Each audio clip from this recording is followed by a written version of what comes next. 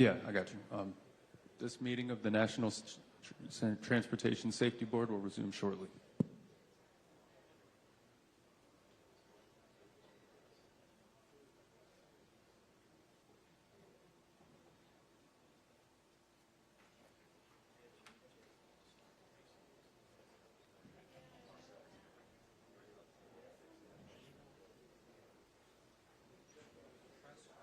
This meeting of the National Transportation Safety Board will resume shortly.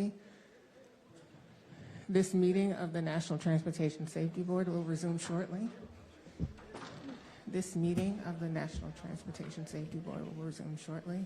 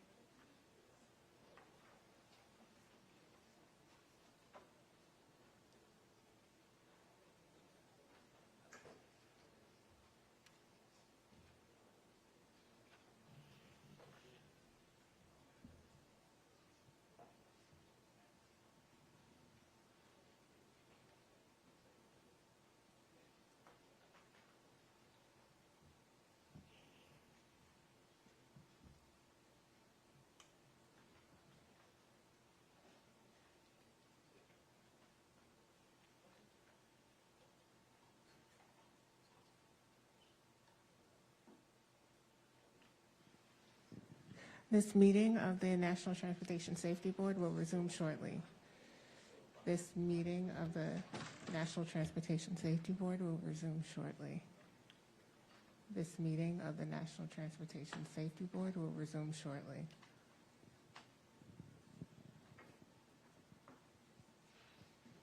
Deidre, does that mean we can go ahead and resume? No, Chair, we need a few more minutes, please. I apologize. No, thank you.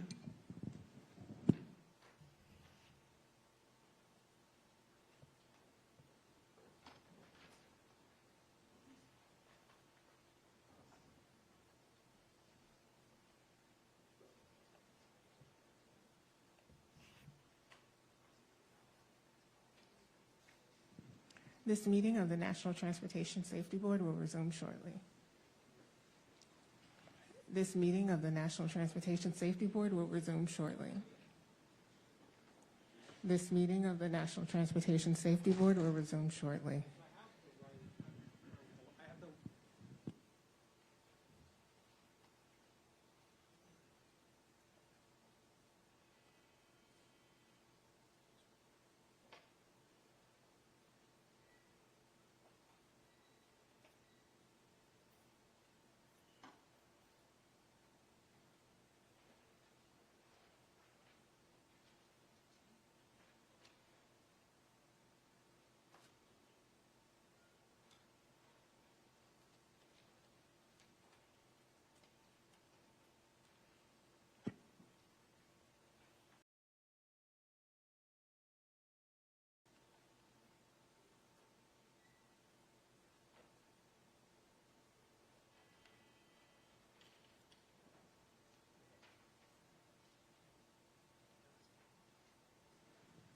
This meeting of the National Transportation Safety Board will resume shortly. This is a live stream test. This meeting of the National Transportation Safety Board will resume shortly. This is a live stream test. This meeting of the National Transportation Safety Board will resume shortly. This is a live stream test. This meeting of the National Transportation Safety Board will resume shortly.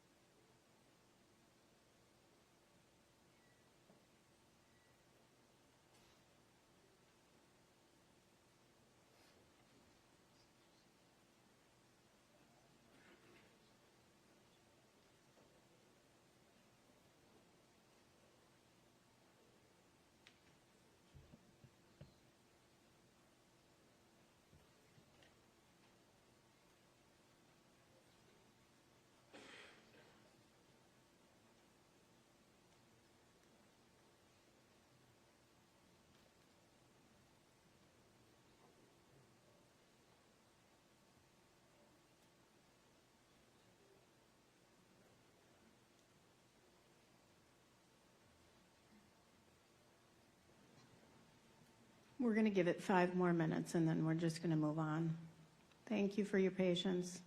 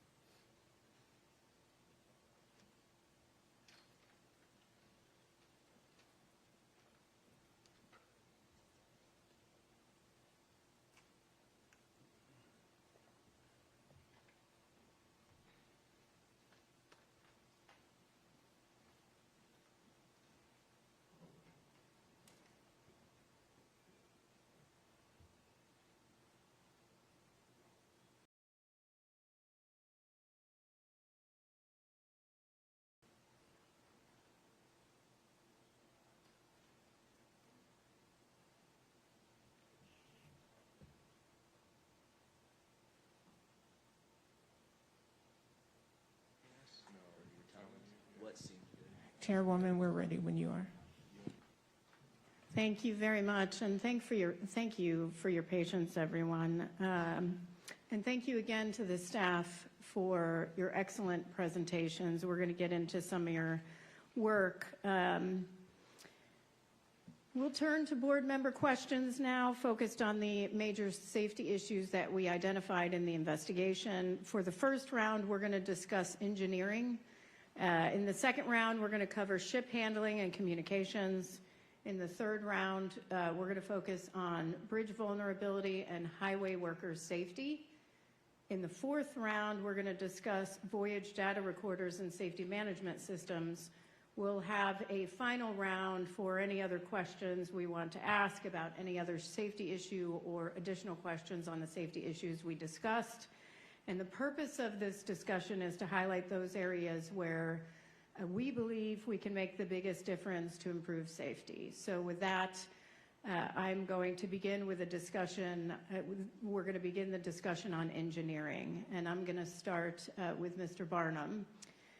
And just for you all, our investigators routinely accomplish the impossible. And this investigation is no different. Certainly our parties are also key to our investigation. The Dali is as long as the Eiffel Tower, is high, with miles of wiring and thousands of wire that is loose among thousands of wires is like looking for a loose bolt in the Eiffel Tower. So, Mr. Barnum, can you talk about your work, certainly your work with the party, but the extensive and meticulous work to find a loose wire? And you can have my entire 5 minutes. I see my clock wasn't started. You can have the entire time. Thank you, Chair. And you are correct. This was an extremely challenging investigation. Myself and Captain Quinn were among the first people on board directly following the casualty. That's where the work really began. But, you know, the nature of international shipping, this is rather typical, this type of vessel. The vessel was owned by a Singaporean company. It was registered to a Singaporean flag state. It was managed by a company predominantly composed of Indian nationals, as well as the crew were from India. The vessel was built in Korea. The vessel was classed in Japan. The engine manufacturer, the licensor, was a German company. The engine controls were a Kongsberg company. And the accident obviously was in America.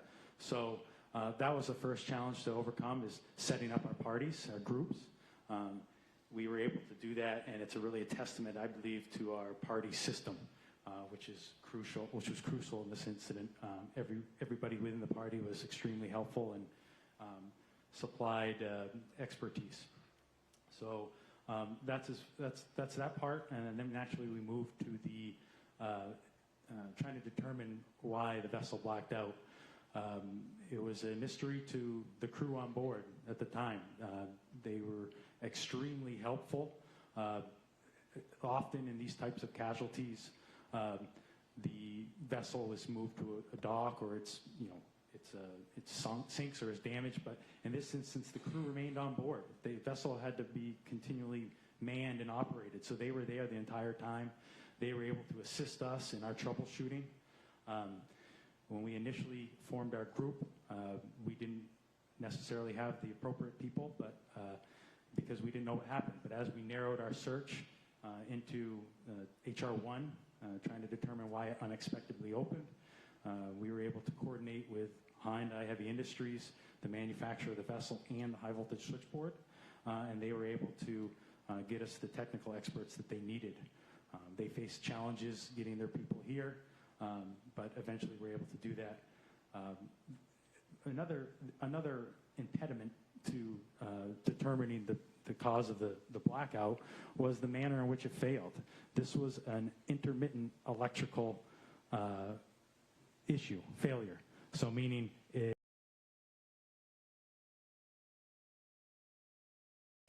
we saw in the animation that once the breaker opened and the wire became disconnected, it again reconnected. So following the blackout, we attempted to reclose HR1.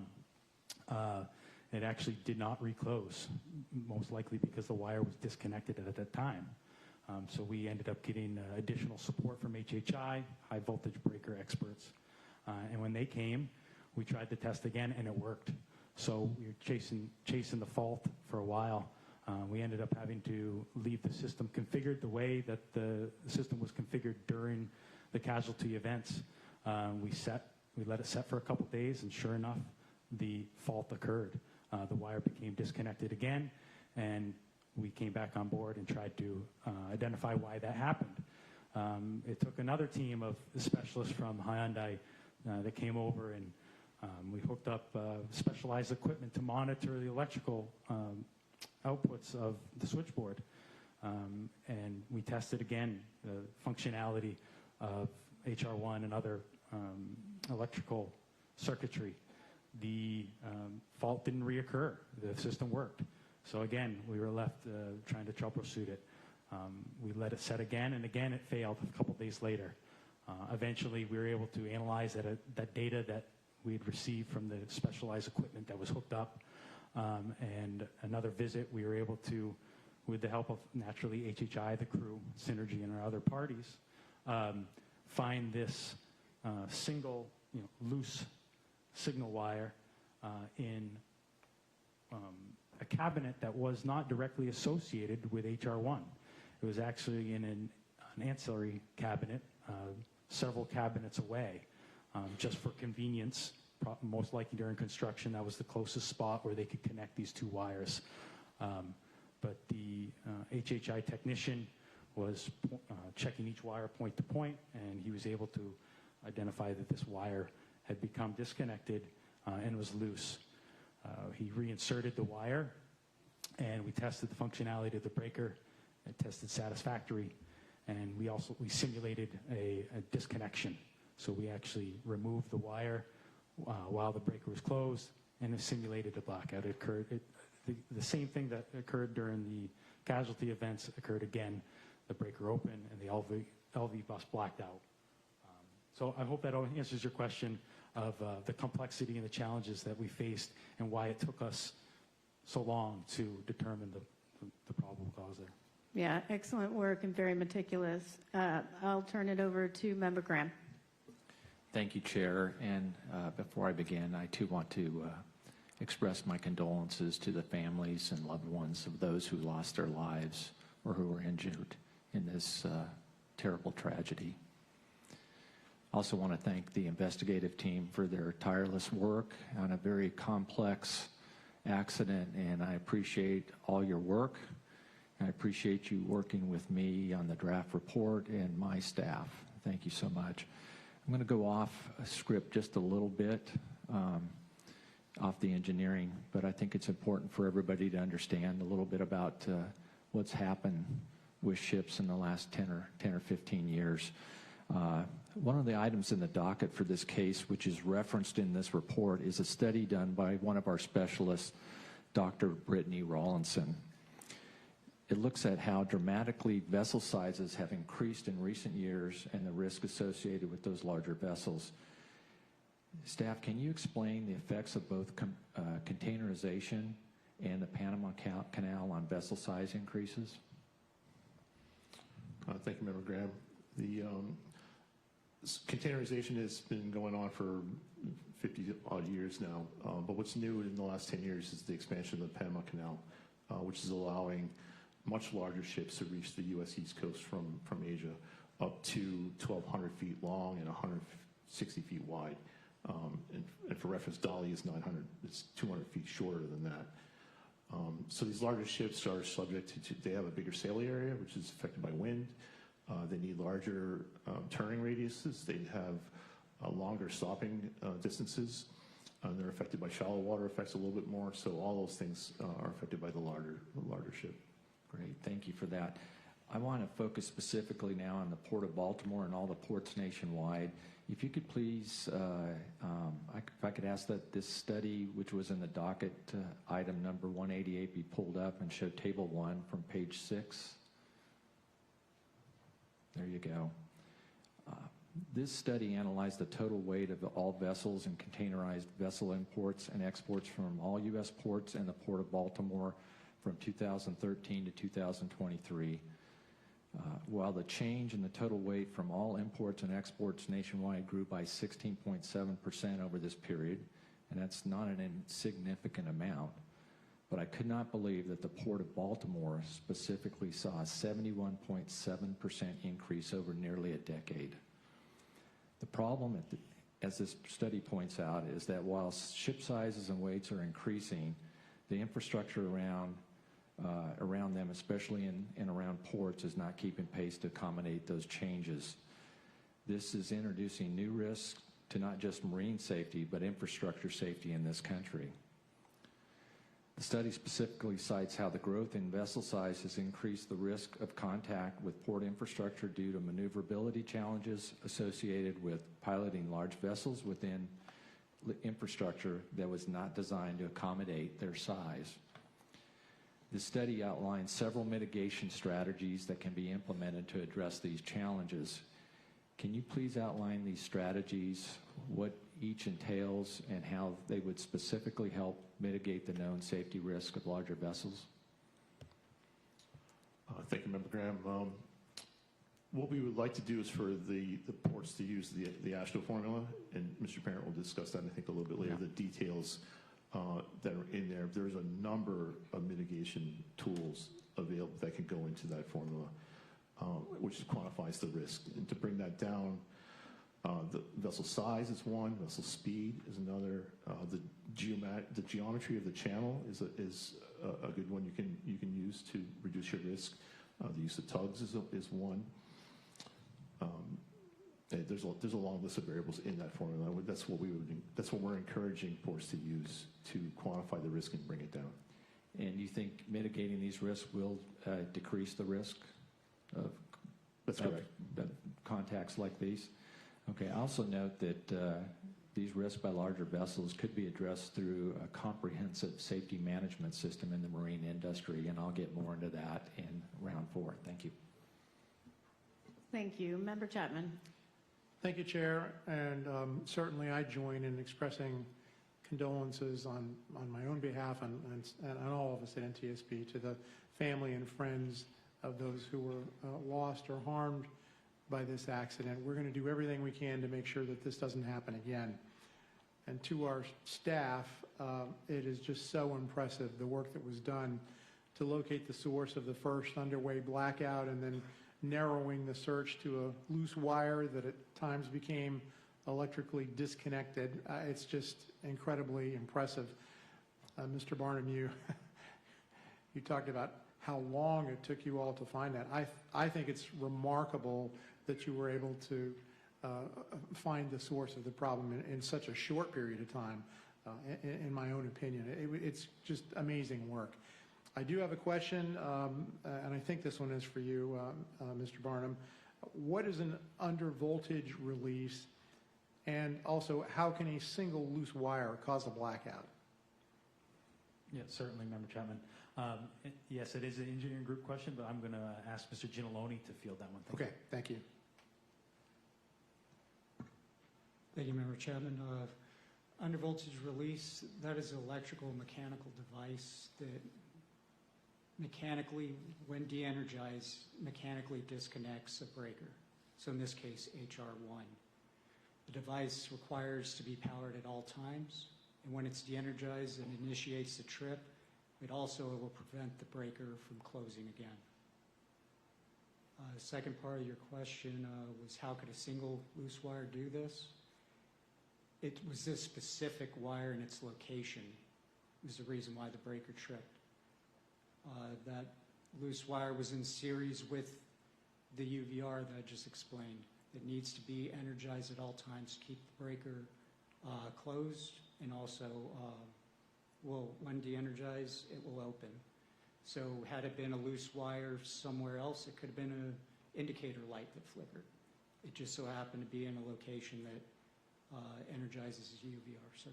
So it's not that any old loose wire on board a giant ship like this is going to cause this sort of a problem. This one just happened to be in a critical location. And just to kind of put in layman's terms, the undervoltage release is what a layperson would refer to essentially as a circuit breaker. It is a device that will open a circuit breaker or close it without a human. Okay, very good. And what is the, we heard discussion of the terminal block and the wires being inserted into the terminal block. What is the function of a terminal block, and is this something that's commonly used? It is commonly used, sir. Function of it, it's an efficient way to tie two wires together. Instead of using a wire nut like you do at home and a light switch, use a terminal block. Okay. And if you could just reiterate, what did you find when you examined wire 1's connection and terminal block 381? Member Chapman, I'd like to pass that to Ms. Lamb. What we found was different contact marks and wear patterns on the wire 1, and we compared that to wire 3 that was in the same terminal block, as well as sister wire from a sister ship, also in Synergy's fleet. And we obtained some unused terminal blocks and wires and activated them independently and marked that, so we could see what typical damage was and compare that to what we saw on the accident vessel evidence. And then that way we could determine position and what was abnormal. Thank you. And you very kindly put together these little examples for us. This is a real terminal block, as I understand it. Correct. That is the exact make and model that was on board the Dali. It is just an unused one that we obtained separately. And each of us has one of these. And I have to say, until I saw this morning, I did not realize we're talking about a very small component here. And this is what caused all the problems. The poor connection within this terminal block is what started the sequence of events that resulted in the blackout. Correct. Yeah, thank you. Thanks very much. I have some additional questions in this area, and I'm going to hold till the next round. Thank you, Chair. Thank you very much. And did we determine, outside of the label banding that prevented it from being secure, why it became loose? Like what loosens it? Yeah, Chair. So, like you had mentioned, the wire label banding increased the circumference of the ferrule insulated collar and prevented it full insertion. So we found that the ferrule was only inserted just in the spring gate clamp, only grasped the very tip of the ferrule, resulting in a very precarious connection. Now that connection was made likely 10 years ago during the vessel construction. So over the length of that 10 years, that wire, like all the other wires, was exposed to normal vessel conditions, vibrations, and at some time, we believe in the relative recent past, that wire, a spring gate clamp, the closing force exceeded the ferrule's precarious connection, and the ferrule became disconnected. Yeah, and that's what I was looking for. We've seen the draft report, but a lot of people have not, so I'm just trying to raise some of these issues that to bring awareness. Would the crew have known about that in any way? We're talking thousands of wires. That was certainly one of the areas. This failure in the way that it failed, the only way the crew would have known is if they were operating HR1 and TR1. So we attempted to determine when the last time that was in use, those two components. We determined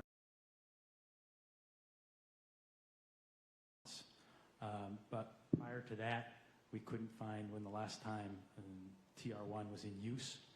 We do know that the number of times it was been in use, we were able to compare breaker counter readings. We know that it was in use relatively consistently to that of HR2 and TR2. So it had been used, we just don't know exactly when the last time it was used, and that would have been the only way the crew would have been aware outside some of the recommendations we have with respect to thermography. And they had, is it standard that, or practice, that they would switch between TR1 and TR2 throughout the year? Maybe one? So at the time of the casualty, Synergy did not have a policy to change over low voltage step-down transformers. Within industry, it is common to see that done about twice a year. Since the casualty, Synergy has installed a work order to do that, to change over those transformers twice a year.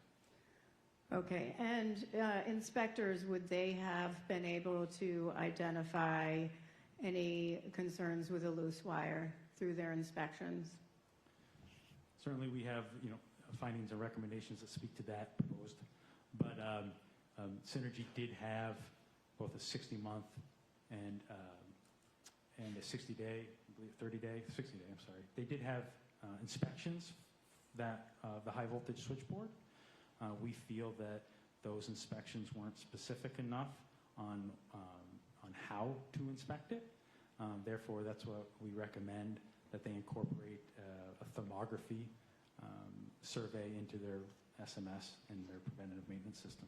So the inspections were really focused on the terminal box, not on individual wires and loose wires. It would be very difficult and time-consuming to test every single wire and inspect every single wire. And then you could introduce, I believe we've talked about that in this draft, could introduce some safety risk if you're doing that. Yes, ma'am. We discussed in the presentations, but yeah, it's mostly a visual inspection. It can be harmful to the operator to be manually manipulating live wires. It can also be detrimental to those small signal wires. So that's why we feel that thermography is such a valuable option here. So infrared thermal imaging, can you just talk about, so the class societies allow for that, the use of that. Is that used throughout the marine industry? And that's the end of my questions after that. Yes, ma'am. It is a widely used method, yes. I have a follow-up to that, but I'll go after these two. Member Graham. Thank you, Chair. I want to move to redundancy and have a little discussion about that, and I want to thank the team for you fielding all my questions over the past few weeks on redundant systems. With my experience and background in aviation, redundancy is very critical on board an aircraft, and there's certification requirements and everything that have given aviation a good safety rating out there. But and I've learned this is one of the main differences between the marine industry and aviation. For example, the Dali did not have a second engine, but as the team has educated me on this, can you talk about all the redundant systems surrounding the main engine on board large vessels like the Dali to help people understand that the redundancy already exists? Yes, sir. So, like you said, the Dali did have vessel redundancy, machinery redundancy built into the vessel design, kind of like in three baskets. So initially, an engine's like the Dali, like you mentioned, a large slow-speed diesel engine that rely on electricity. Redundancy is built into that power generation. So Dali had redundant generators, had 4 generators that could produce sufficient power. We discussed earlier that 1 generator was often sufficient enough to power the entire vessel, so 4 certainly was in excess. They also had a redundant ability for redundancy within their switchboards. They had redundant step-down transformers like we've discussed. They also had the ability to split both the high voltage and low voltage switchboards if for some reason one became inoperable. That's kind of your first layer, and actually trying to prevent a blackout in the first place for redundancy. Secondly, you have redundant pumps. So large diesel engines require cooling water, lubricating oil, fuel oil to operate. Those are supplied via large pumps. On this vessel, they had multiple pumps that could be used. If one failed, another one would automatically connect. Power would be lost and then regained, those pumps would automatically start. So it's kind of like the second layer of redundancy that this vessel had. And then third layer, you spoke about the single means of propulsion. Yes, there was 1 diesel engine, but this is a very, very large diesel engine that, if need be, you could actually take out. If 1 cylinder became inoperable, you could take that out of the formula and basically, at a reduced speed, still utilize the engine to return to port or safe harbor with the remaining cylinders in use. Thank you for that, because that was going to be my next question. What happens when you lose an engine? But there's a workaround for that too. A little different than what I'm used to, and I think most people are used to. Thank you for that. Are there different standards when it comes to redundancy for passenger ships compared to large cargo vessels?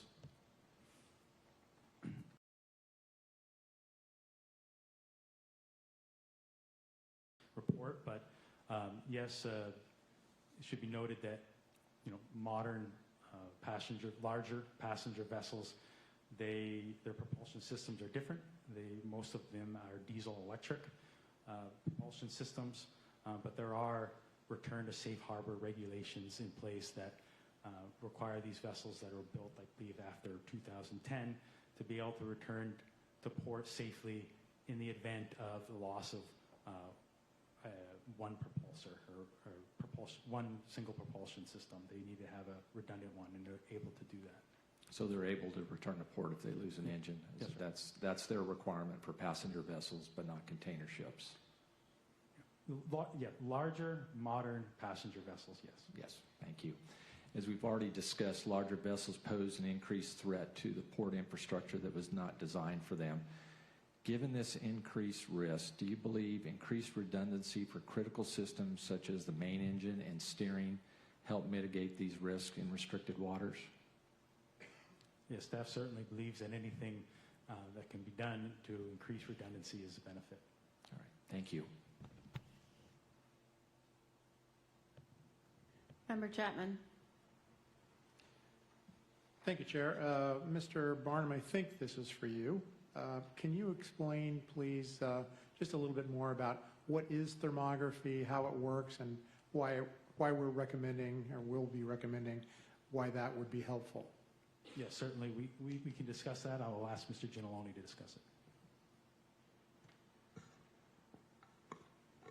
Thermography is an infrared camera that an inspector can use. It monitors surface temperature, comparing it to ambient temperature in a space. It can be used for machines, electronic equipment. And in this case, we talk about the difficulty of inspecting thousands and thousands of wires.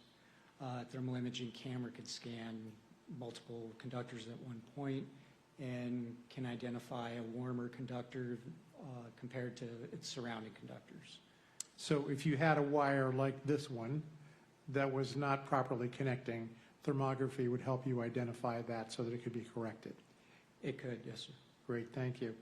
There's a lot of information in this report to digest, and with that in mind, I want to ask, and whoever's appropriate, please take this, if you could just discuss a little bit more some of the critical equipment with respect to the investigation, starting with what is a flushing pump, and why was it non-standard for the flushing pump to be being used as a service pump? Yeah, so as used aboard the Dali, the fuel oil flushing pump was, as the name implies, a pump that could be used to flush the fuel lines.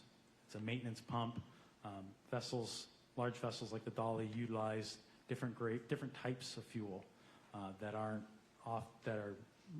used at different areas around the world. So in order to clean the lines between fuel usage, this pump could be used to help flush the lines out. I believe the second part of your question was asking why it was used. Why was it non-standard to be used as a service pump rather than its intended function, which was a flushing pump? Well, primary purpose is that, as class indicated to us, is that it would not restart automatically following loss of power and restoration of that power. And there was no redundancy on the flushing pump, correct? Additionally, that is correct. The flushing pump was a single standalone pump. It did not have a redundant pump. And maybe you said this already. Do we know why they were using the flushing pump as a service pump? What we could determine is that the flushing pump was being used. We interviewed, obviously, the crew aboard Dali at the time of the casualty.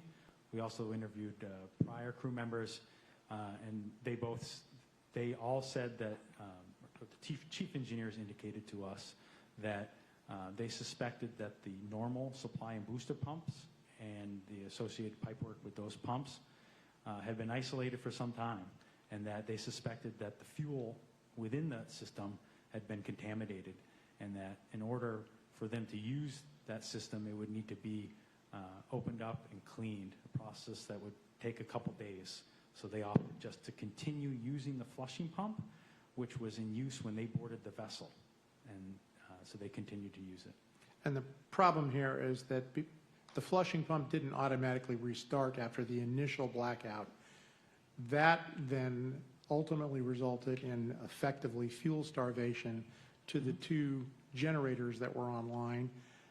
Once they didn't shut down completely, but once they essentially got to the point where they didn't have enough fuel to run at a speed to generate sufficient power, that then resulted in the second blackout, and things got very complicated at that point.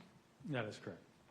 The name of this next device I want to ask you about, and I'll do this quickly because I'm running low on time, is obvious. The main engine cooling water pump. This is the pump that provides cooling water to the main engine. It was configured on board the Dali to shut down, for the engine to shut down after only 6 seconds due to low cooling water pressure. This pump shut down during the initial blackout. That then resulted in the main engine shutting down, correct? That is correct. And the main engine shutting down, of course, resulted in loss of propulsion and effectively loss of steering, because without propulsion, it's very difficult to steer a big ship like this, correct? Yes, to clarify, it didn't affect the ability to move the rudder, but it did affect, yes, the ability The to effectiveness maneuver. of this, yes.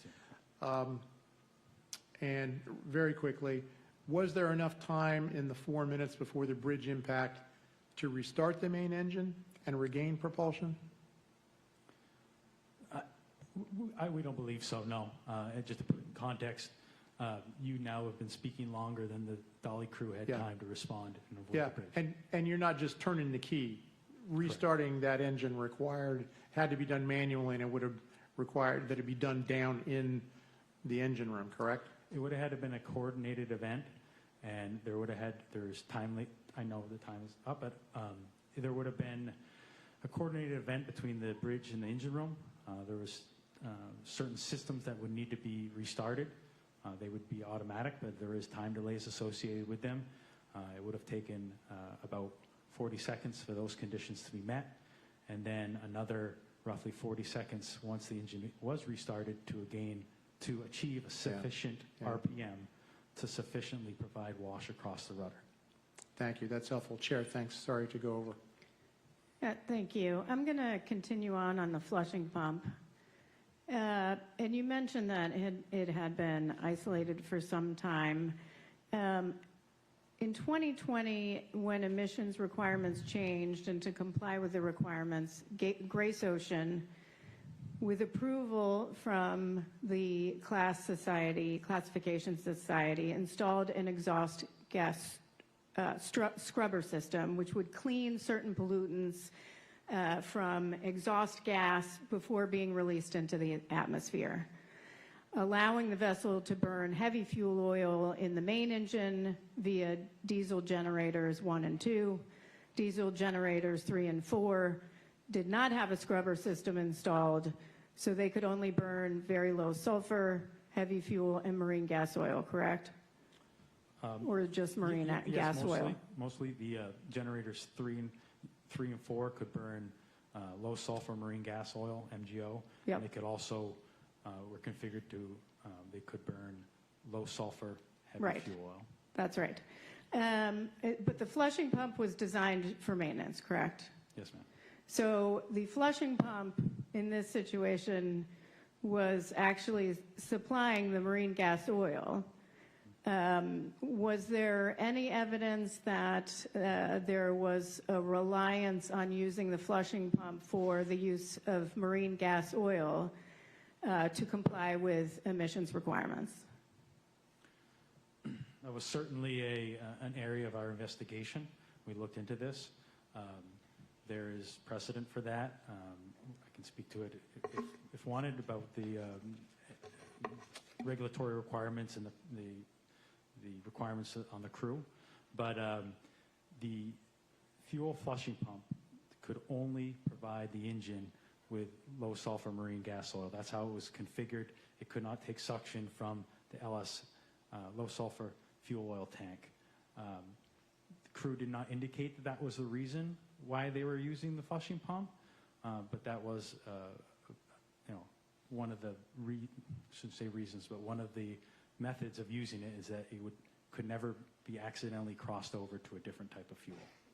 And so, and again, I'm certainly supportive of strengthening environmental regulations, but we have to also look at safety impacts and make sure there are not unintended consequences by use of some other configuration to comply with those emission standards. And we raised this very issue in the draft report.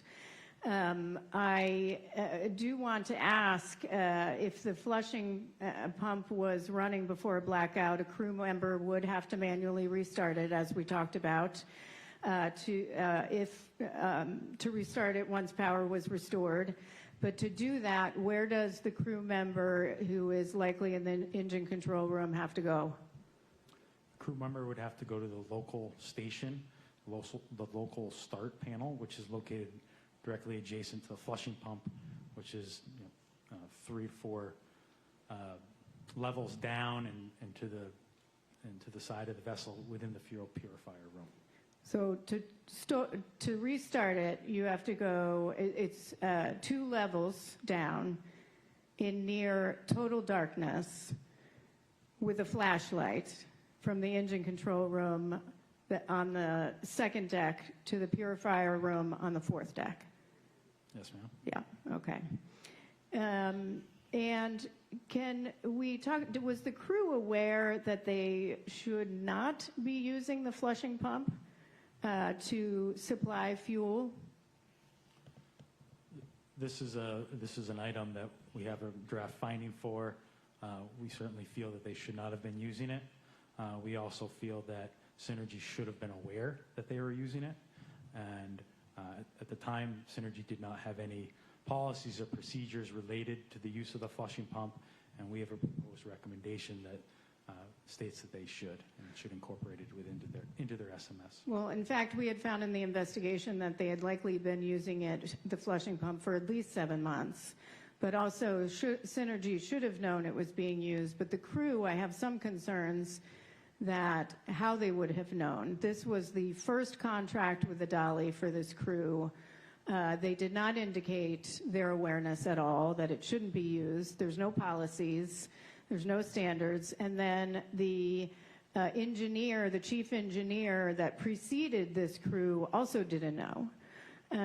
So I do have some concerns about that, but I'm running out of time. So very quickly, I will ask, now that Synergy knows this was being used, they had a technical manager brief the crew, right? Yeah. Don't use it. Are there any corporate-wide policies or procedures saying don't use it? Have they written those?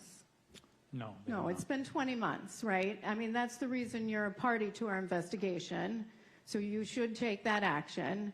It's been 20 months. We're not talking about a regulation. We're talking about a corporate-wide policy to stop using the flushing pump, which has no redundancy whatsoever. Sorry, I went over time. Member Graham. Not a problem, Chair, and I'm going to jump on that too.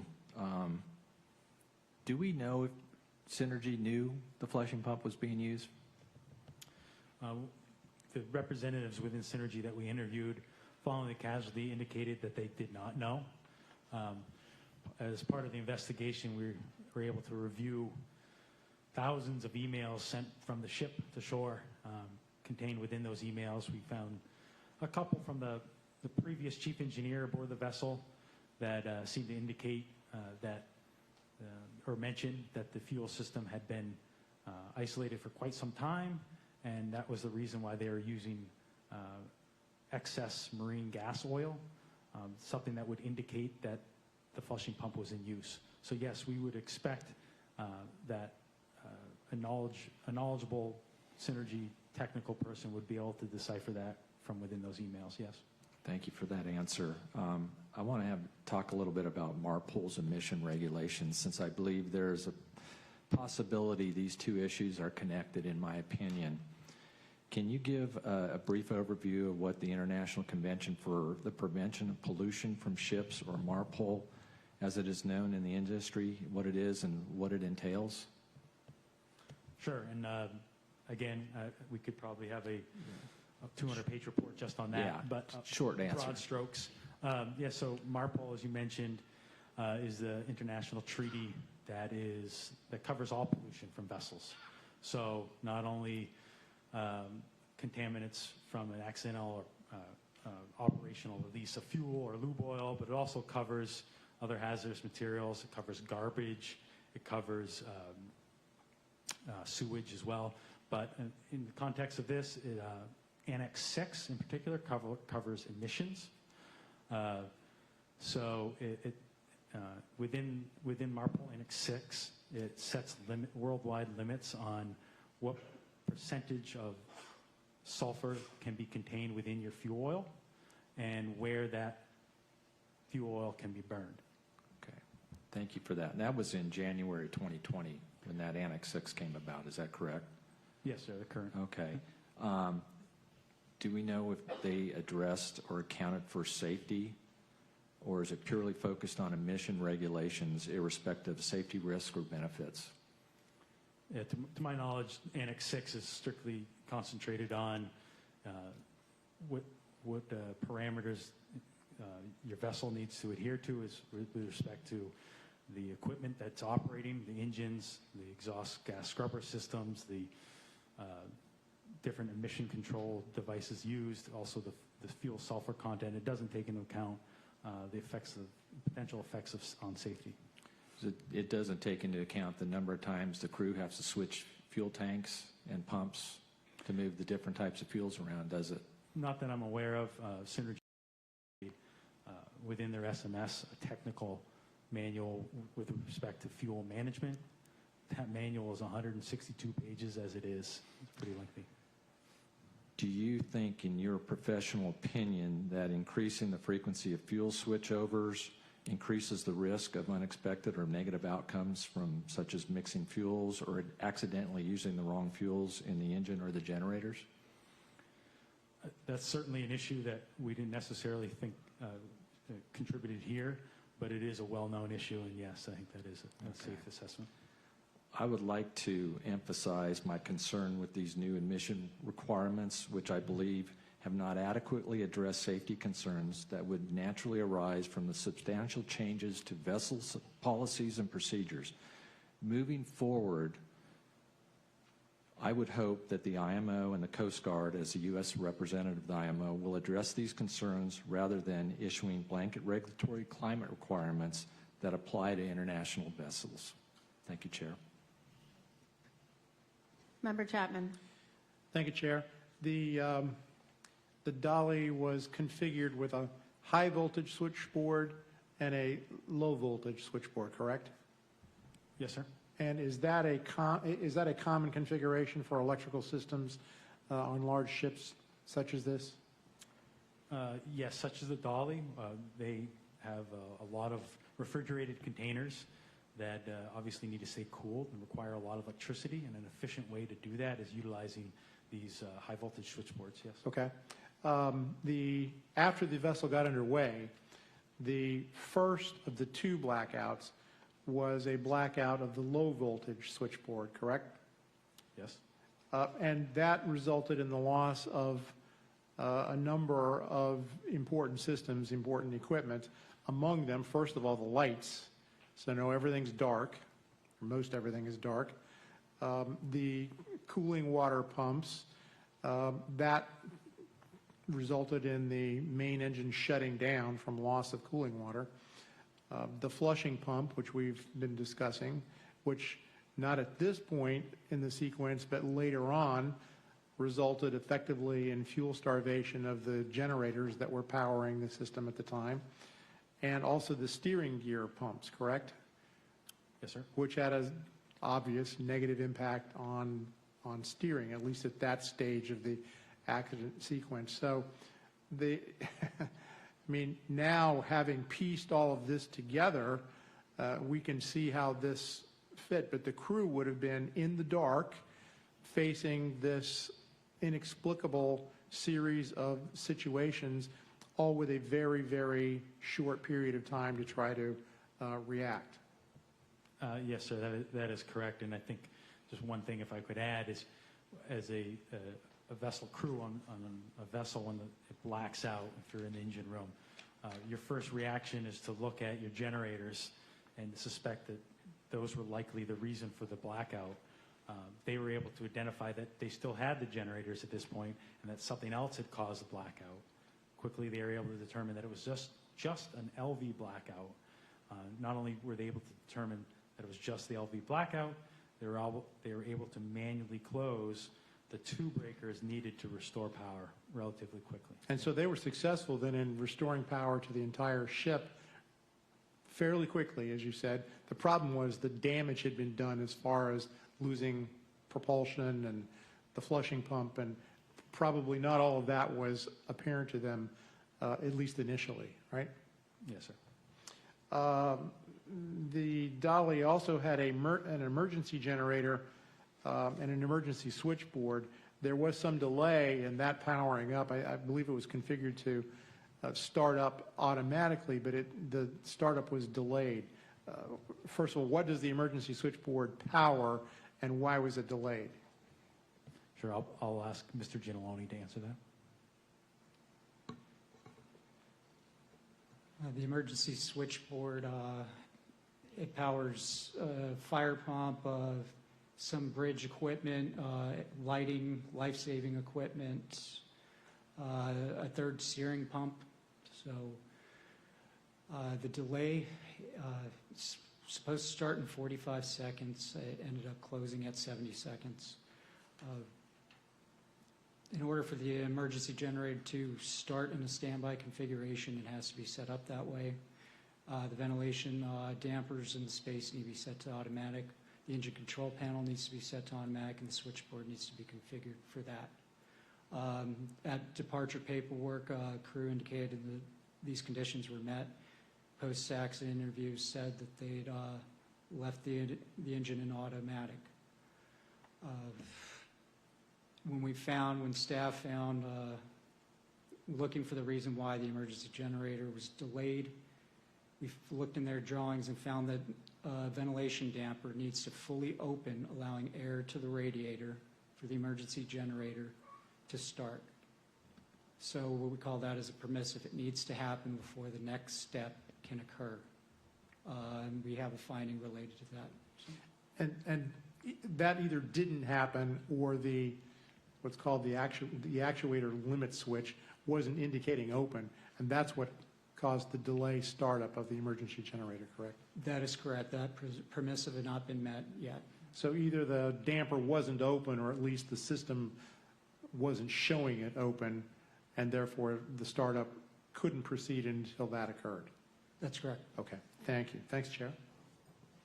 Sure. I want to go back to the flushing pump just for a second. So the March 25th second blackout and March 26th second blackout, both the same, one didn't lead to the other, both the same sort of circumstance, which was the flushing pump. Would the second blackout on March 25th normally be reported to the pilots from import to underway? Would that be something that would be part of a crew briefing or by the pilots when they came on, whoever the crew?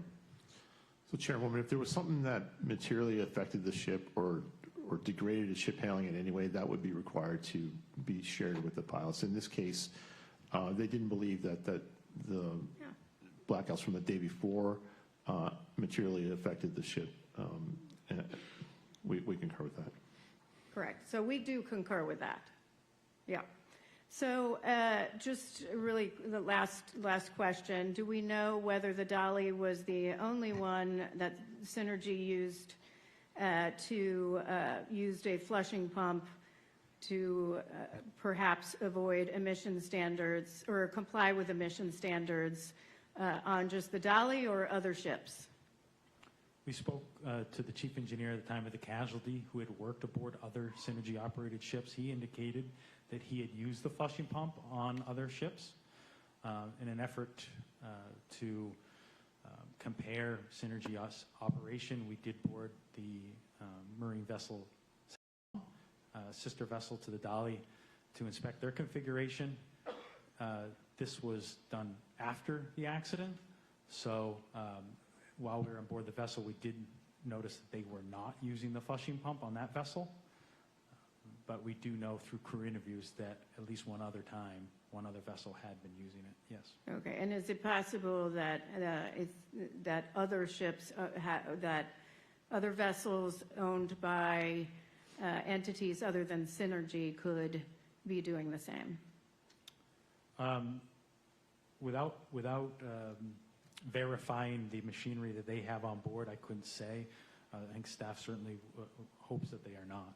Yeah, and exactly. And I just want to emphasize one more time that when we're talking about clean fuel and moving towards zero emissions, whether it's in aviation or any other mode of transportation, rail, marine, we have got to be very focused on unintended safety consequences of compliance using some other means. So again, that is just unfortunate. I'm going to turn to the main engine.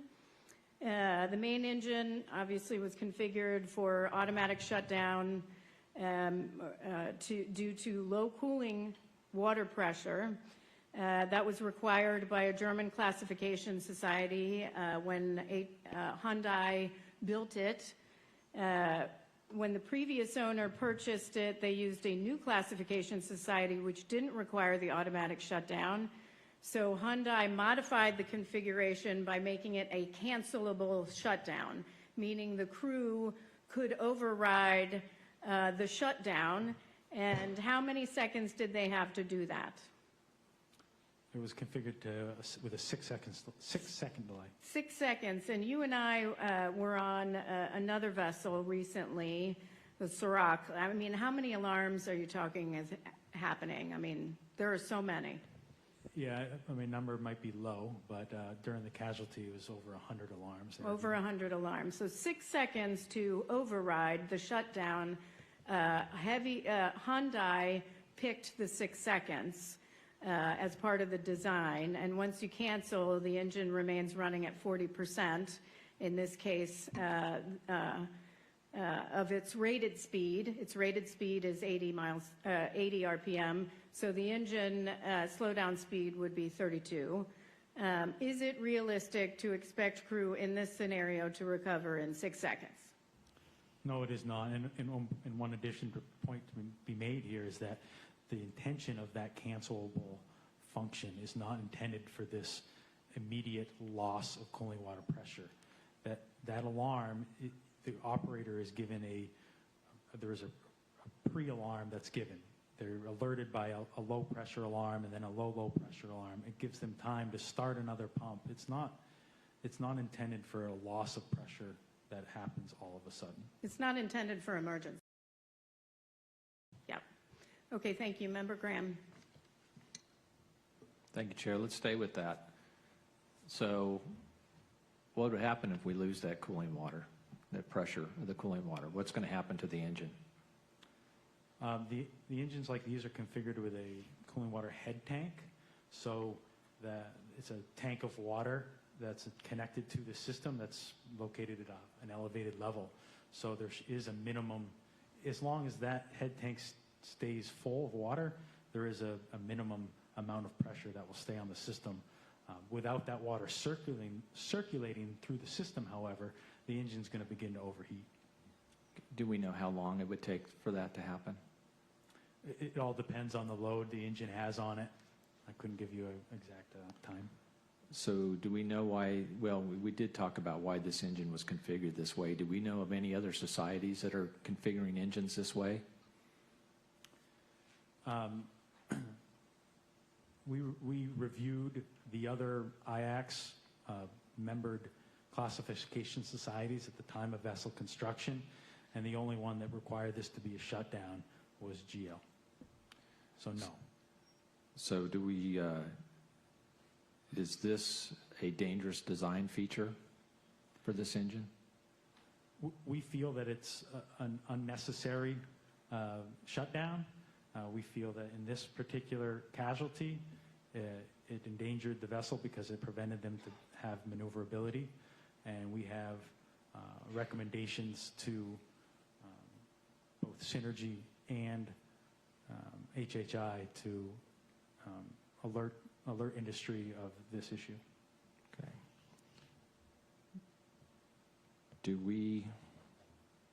Is it easy for them to reconfigure this type of engine? Because they have it on other ships, is that correct?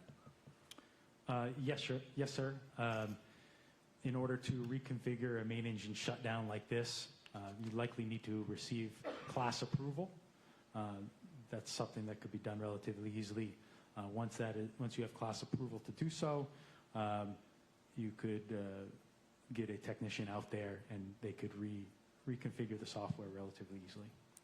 Is HHI aware of this? Through this investigation, we have been in contact with HHI, and yes, they are aware of this. Okay. Did they have a response to us on this? Yes, we spoke to them about this issue and the best way going forward to help inform industry, and they felt that they were in a good position being the vessel builder and the configuration of the engines to identify which other engines are configured in the same manner, and then also they felt that they were in a great position to have correspondence with those vessel owners and advertise this issue. Great, thank you. Thank you, Chair. Thank you. Member Chapman. Just a couple of last questions in this area, and thank you all very much for indulging us today. Can you talk just a little bit more about what are vessel classification societies, what's their role, and what's their authority? Sure, Member Chapman. Class societies, firstly, they survey vessels to their standards, which they publish both during the design and construction and the operation of the ship. The vessel is then issued a classification document, or certification of class, it's called.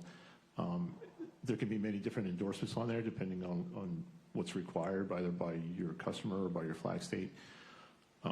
There's rules for steel vessels versus aluminum vessels versus periodically unintended interims, a host of different rules that you can ask for. Their other role is as a recognized organization on behalf of the flag state. So in this case, Singapore can delegate some of their statutory responsibilities to the class. And they will issue certificates such as load line certificates, the SOLAS Safety Ship Construction Certificate, safety management certificates are all issued by the class society on behalf of the flag state. Thank you. And the draft report explains that the Dali fell under several different classification societies since its design phase. I think it was 3 different classification societies. Why is that, and how or why would a vessel owner choose a classification society or a different classification society? Those are normally business decisions that are made by owners. Probably the biggest factor is just geography.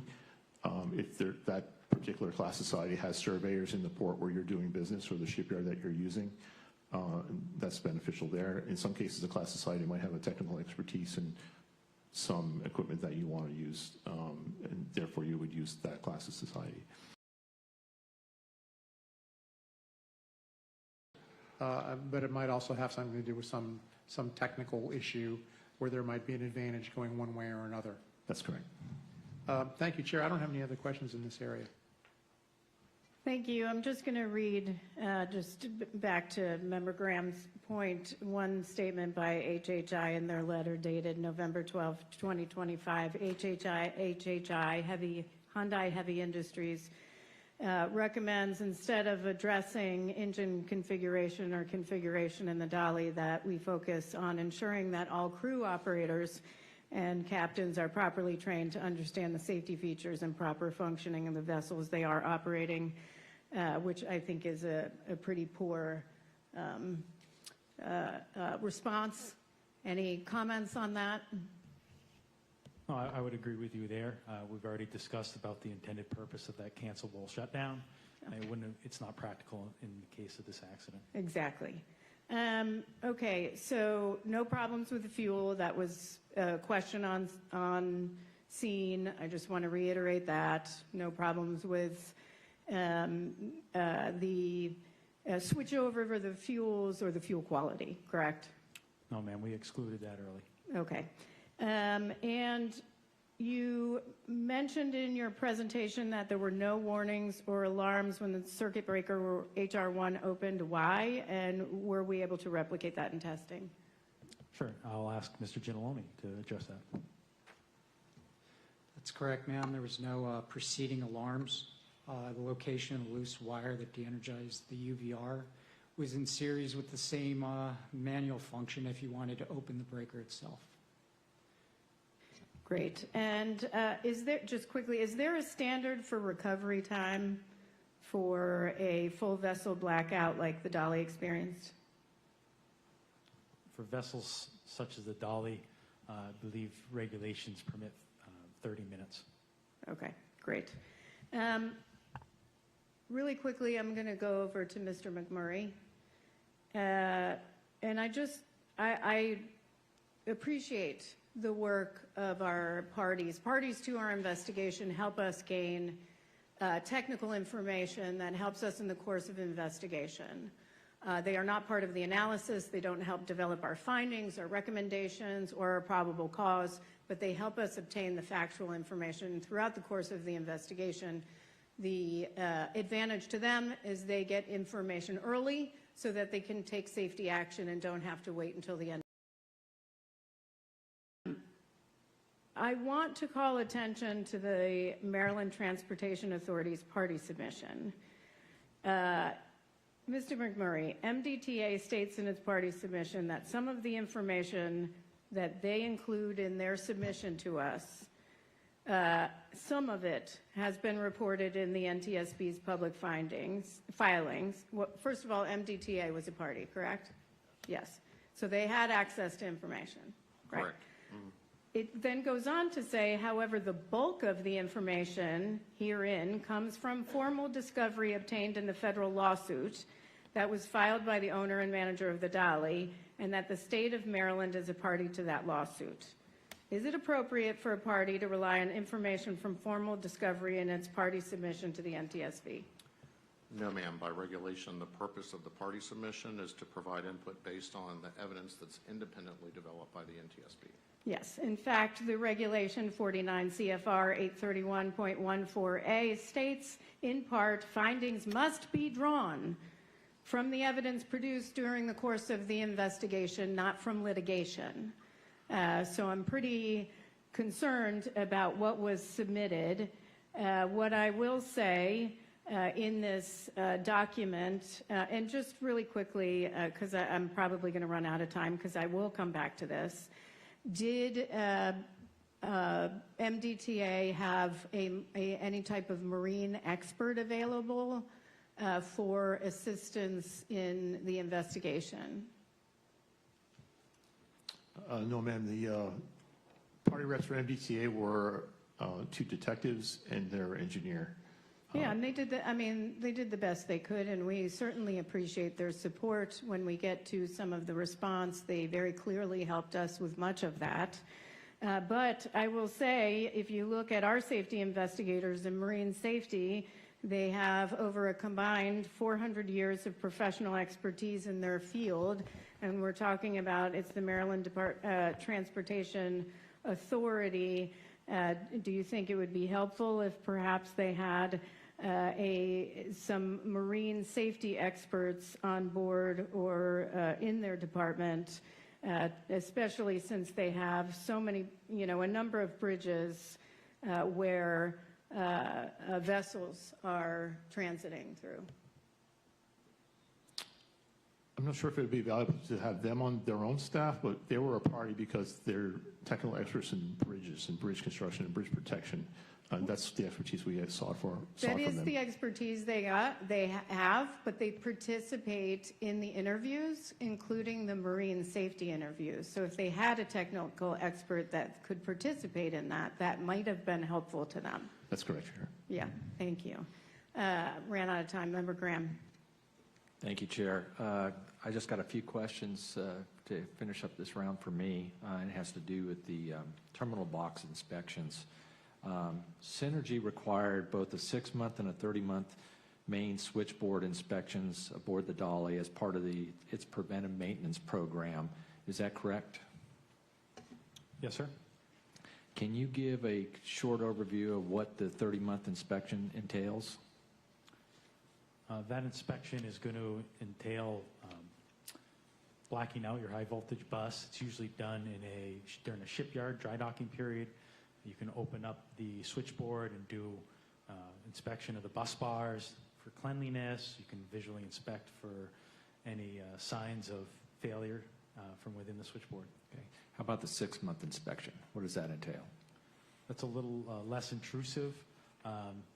Again, the instructions state one thing, the practicality is another.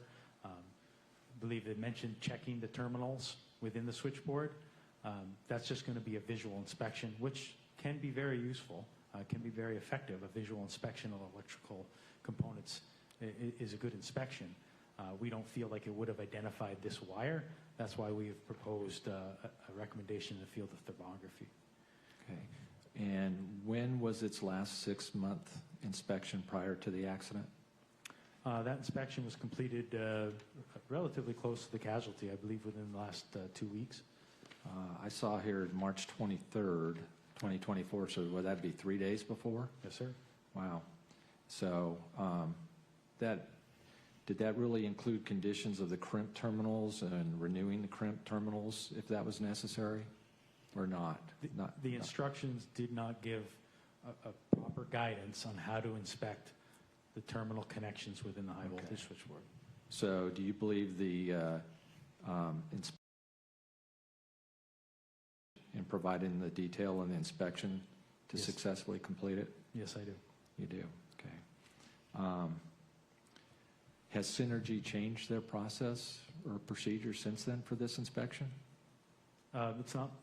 I'm not aware of that. They had post-casualty. They did hire a third-party inspector to come aboard the Dali and the two sister vessels to do a comprehensive switchboard inspection. That was completed. They found no additional loose wires or any other issues, but they have not updated their SMS to incorporate more detailed inspections. They have not, no. That's very concerning. Thank you, and that's all I have in this round. Thank you. Member Chapman. No further questions, thanks. Thank you. And just going back to the MDTA's submission, because I just want to address some of their draft findings that they submitted, which, and just get some responses to those. They state the first and second blackouts should have been reported to the U.S. Coast Guard. I believe they're referring to the March 25th blackouts immediately after the addressing of resultant safety concerns. Do you agree with that? Would that normally be reported to the Coast Guard? No, we don't agree with that. Staff feels that those two blackouts did not materially affect the vessel's ability to get underway.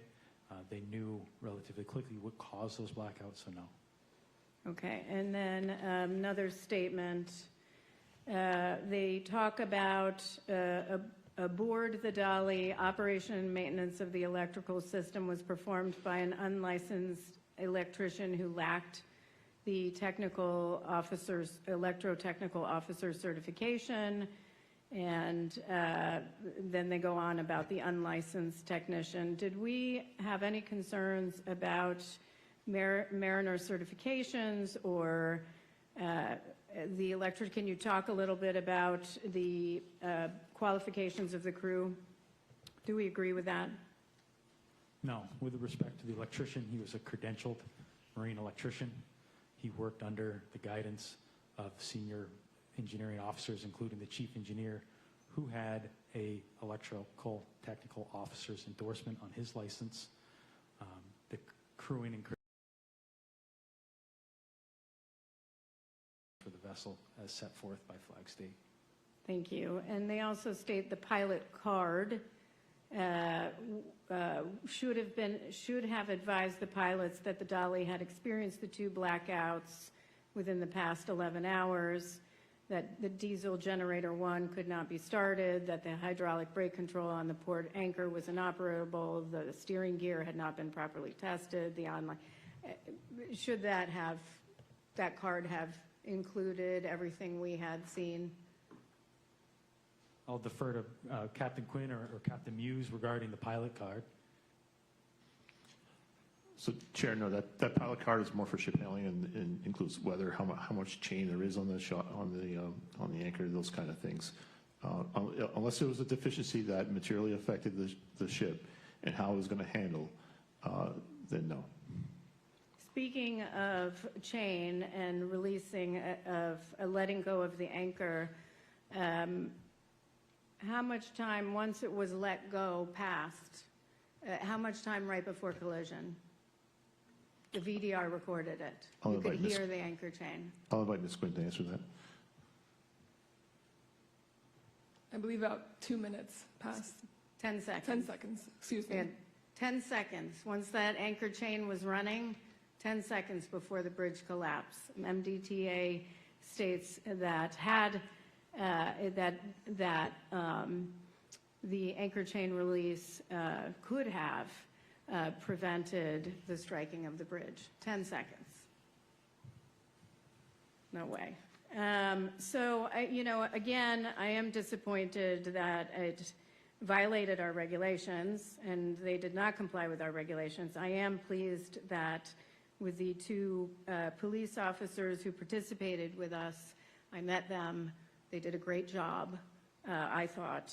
It's just not their expertise, but they were certainly very helpful with the bridge part, which we'll talk about a little bit later. I just would point one other thing in their party submission, which is that you know what, I'm going to hold this until we talk about bridges. So, any other questions? Any other questions? All right, we're going to move on to a second round of questions, this time focused on ship handling and communications. And I will start with Member Graham. Thank you, Chair. I want to start with the communication protocols from the Maryland Pilots Association. And specifically on the focus on the ship and shoreside emergency communications briefly, and specifically the process by which the vessels communicate emergencies shoreside. In this case specifically, who should an emergency such as a blackout or a loss of control, and how quickly should this communication occur, and what information should be communicated? Again, I'd like to defer to The speed at which you need to get shoreside response would depend on the capabilities of that specific port. In this case, it was immediate that they were able to contact their dispatcher shoreside, and their dispatcher was able to call the NDTA police and then call the Coast Guard. So the pilot was able to contact the dispatcher pretty quickly then? Yes, he called by cell phone. Now that the dispatcher had received this information on March 26th, what was their next step, and what was that step supposed to be? Procedurally, the standing protocol would have been to call the Coast Guard first on the ship. However, the senior pilot called his dispatcher, and the dispatcher called the police and then the Coast Guard. And in this case, that was a good thing, right? That's correct. And why is that? The response was timely and effective. To shut the bridge down quickly. Yes. Otherwise, it would have continued. If they would have contacted the Coast Guard first, we don't know when they would have got to the MDTA. Is that correct? That's correct. So, now, how long had that procedure been in place? It was changed 23 days prior to the casualty. Okay. Have they changed it back to the original, or back to the other way of contacting the bridge? Yes, MDTA? they have. They have. Okay, that's a good thing. That's a good policy change. And I'm so thankful that they found that number before the Coast Guard number. Because what would the Coast Guard have been able to do at that point?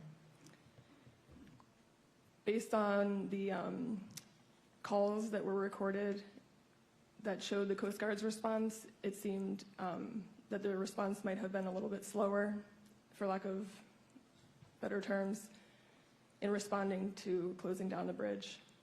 Okay, great. Thank you for that. I see got a couple minutes left on this round. I want to switch to focus on March 25th, the import blackouts on the Dali, and specifically, how were these communicated outside of the Dali? Were they communicated outside? The two blackouts that occurred on March 25th while alongside the dock were not of the vessel, no. Okay. Can you tell me a little bit about the smart ship alert system and how it works and how it's monitored? So Smart Ship was a system that Synergy uses aboard their vessels to monitor vessel machinery, also vessel position and status, and different aspects. There is not a 24-hour continuously monitored system. When an alert or an event occurs aboard the vessel, it sends an automated email to a recipient. In this case, the recipient was a technical manager shoreside. It goes into their inbox, and whenever they review their emails, they can review these messages. The March 25th dockside blackouts did trigger an automated email that was sent to his inbox. At the time, it was not opened at the time. It was opened actually after the casualty. He reviewed that email. Okay. And I assume that person probably is technically monitoring other ships in the fleet? That is correct. He has several vessels under his supervision. Okay. All right, I'll come back to this later. Thank you, Chair. Member Chapman. Thank you, Chair. Can you talk about bow thrusters, please? What are they and how are they typically used for maneuvering?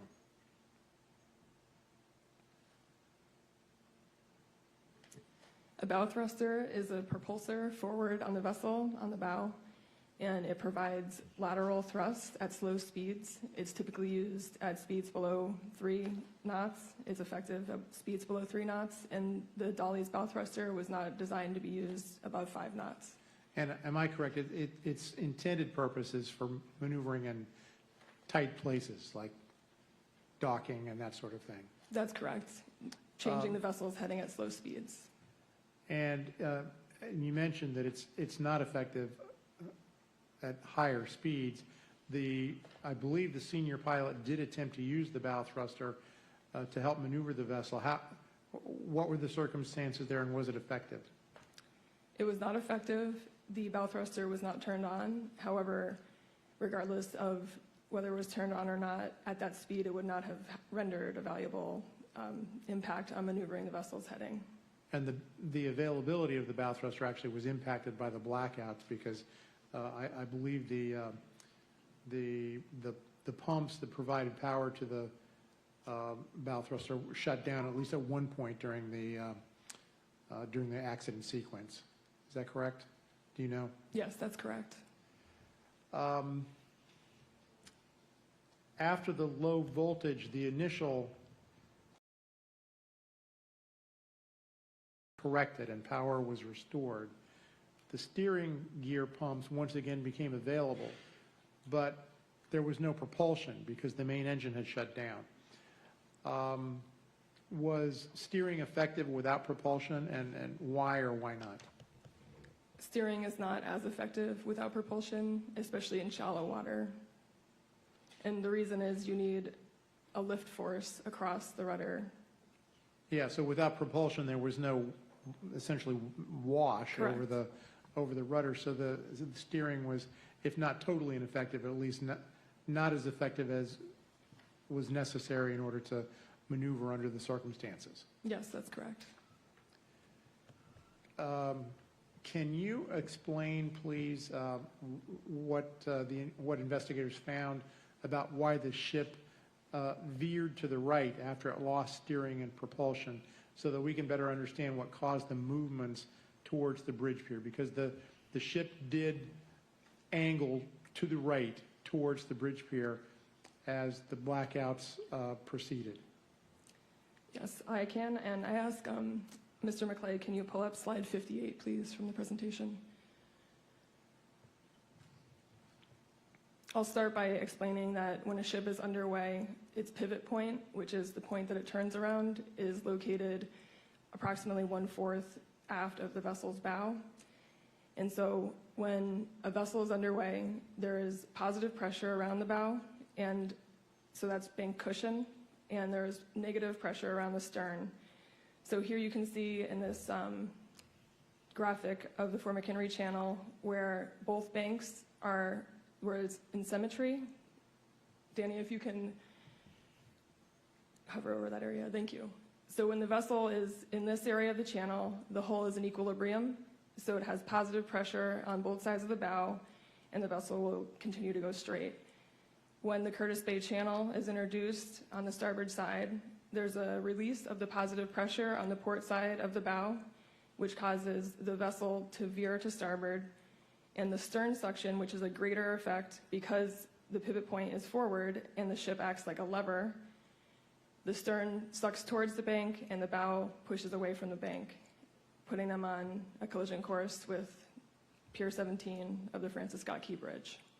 Yeah, that's an excellent description. I've been I'm a pilot, not a very good pilot, but I've been thinking of it a little bit in terms of a phenomenon called ground effect. It's not exactly the same thing, but there's an interaction between the aircraft and the lift characteristics that is impacted by proximity to the ground. It sounds like this is a somewhat similar situation where essentially the forces on the hull are impacted by the pressures, the changing pressures as a result of the characteristics of the terrain around it, right?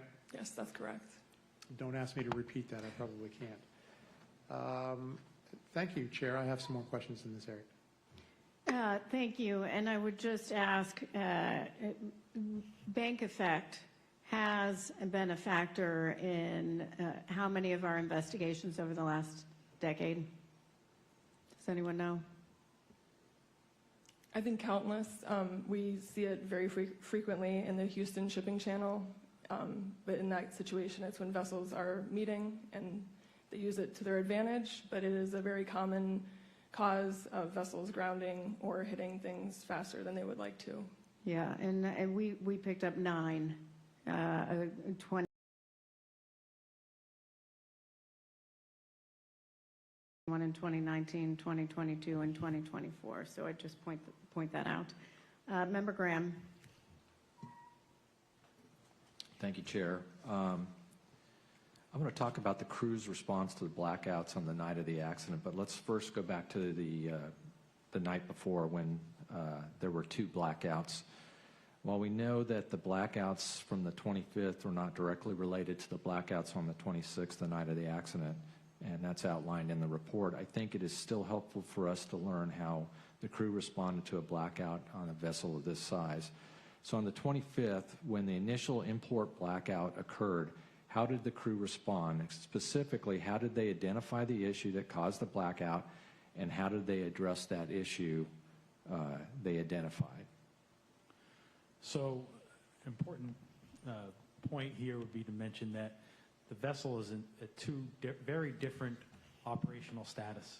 So, while the vessel's alongside the dock, the engine room is unmanned. Crew are ashore or conducting maintenance. They're not stationed in the engine control room like they were while the vessel was underway. They were standing by, ready to respond. So when the initial dockside blackout occurred, a member of the vessel crew was conducting maintenance.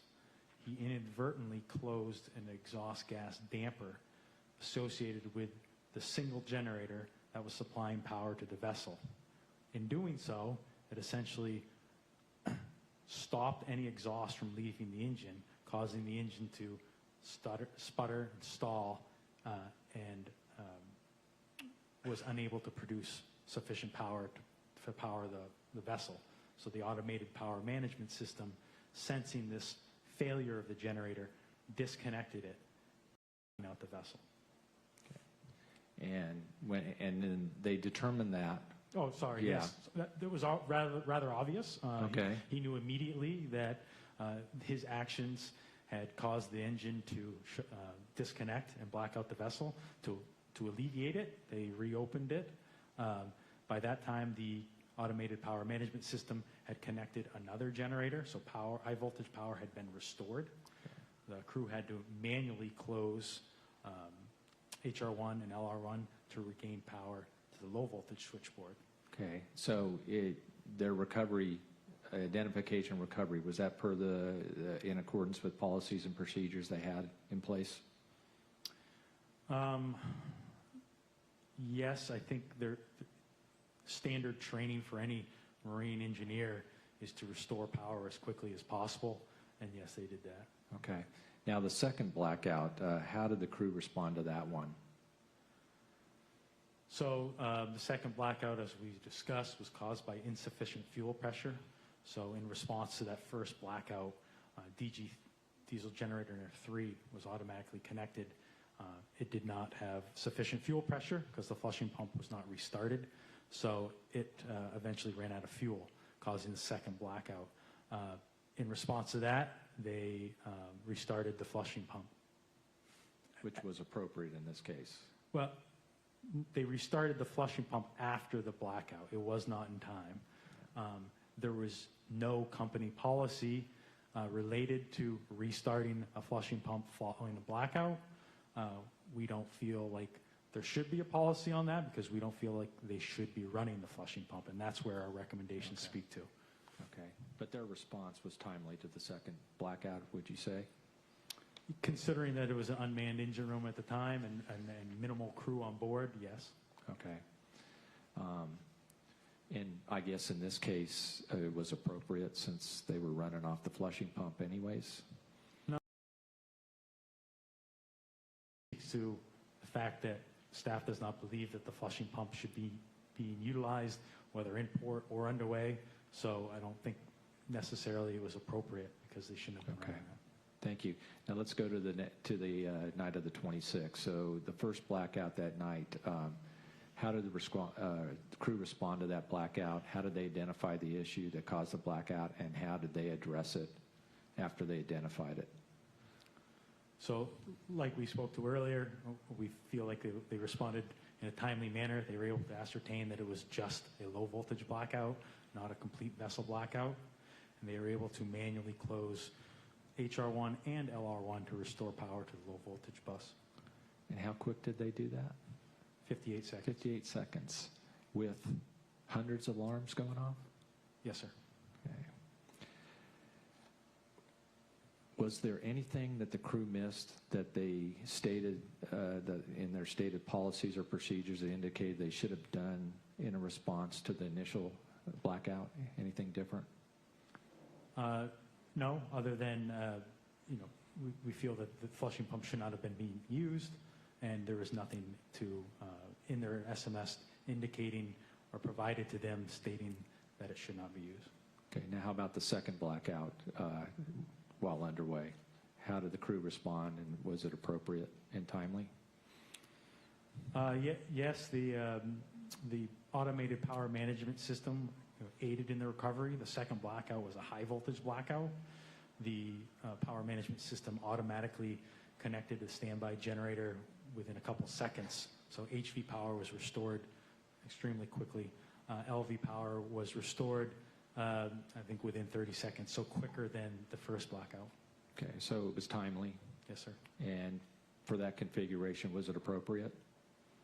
No, the flushing pump is what caused the second blackout, so no, it was not an appropriate configuration. Thank you. We keep hammering that home, don't we?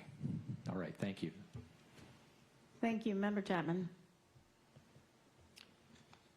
We'll be discussing Voyage data recorder and the challenges in a later round of questions, but I do want to just ask generally, did you find that the pilots and the crew of the Dali communicated effectively during the emergency? We do, Member Chapman, yes. And I think Member Graham's questions covered this. You found that the crew took appropriate action throughout the emergency, given the circumstances that were handed to them. Now, again, we get back to the question of whether the flushing pump should have been used, but at least in terms of the circumstances that they were faced with during the emergency, their actions were appropriate. Given the circumstances and the information that they had at hand, yes. And the chair covered this in some of her questions.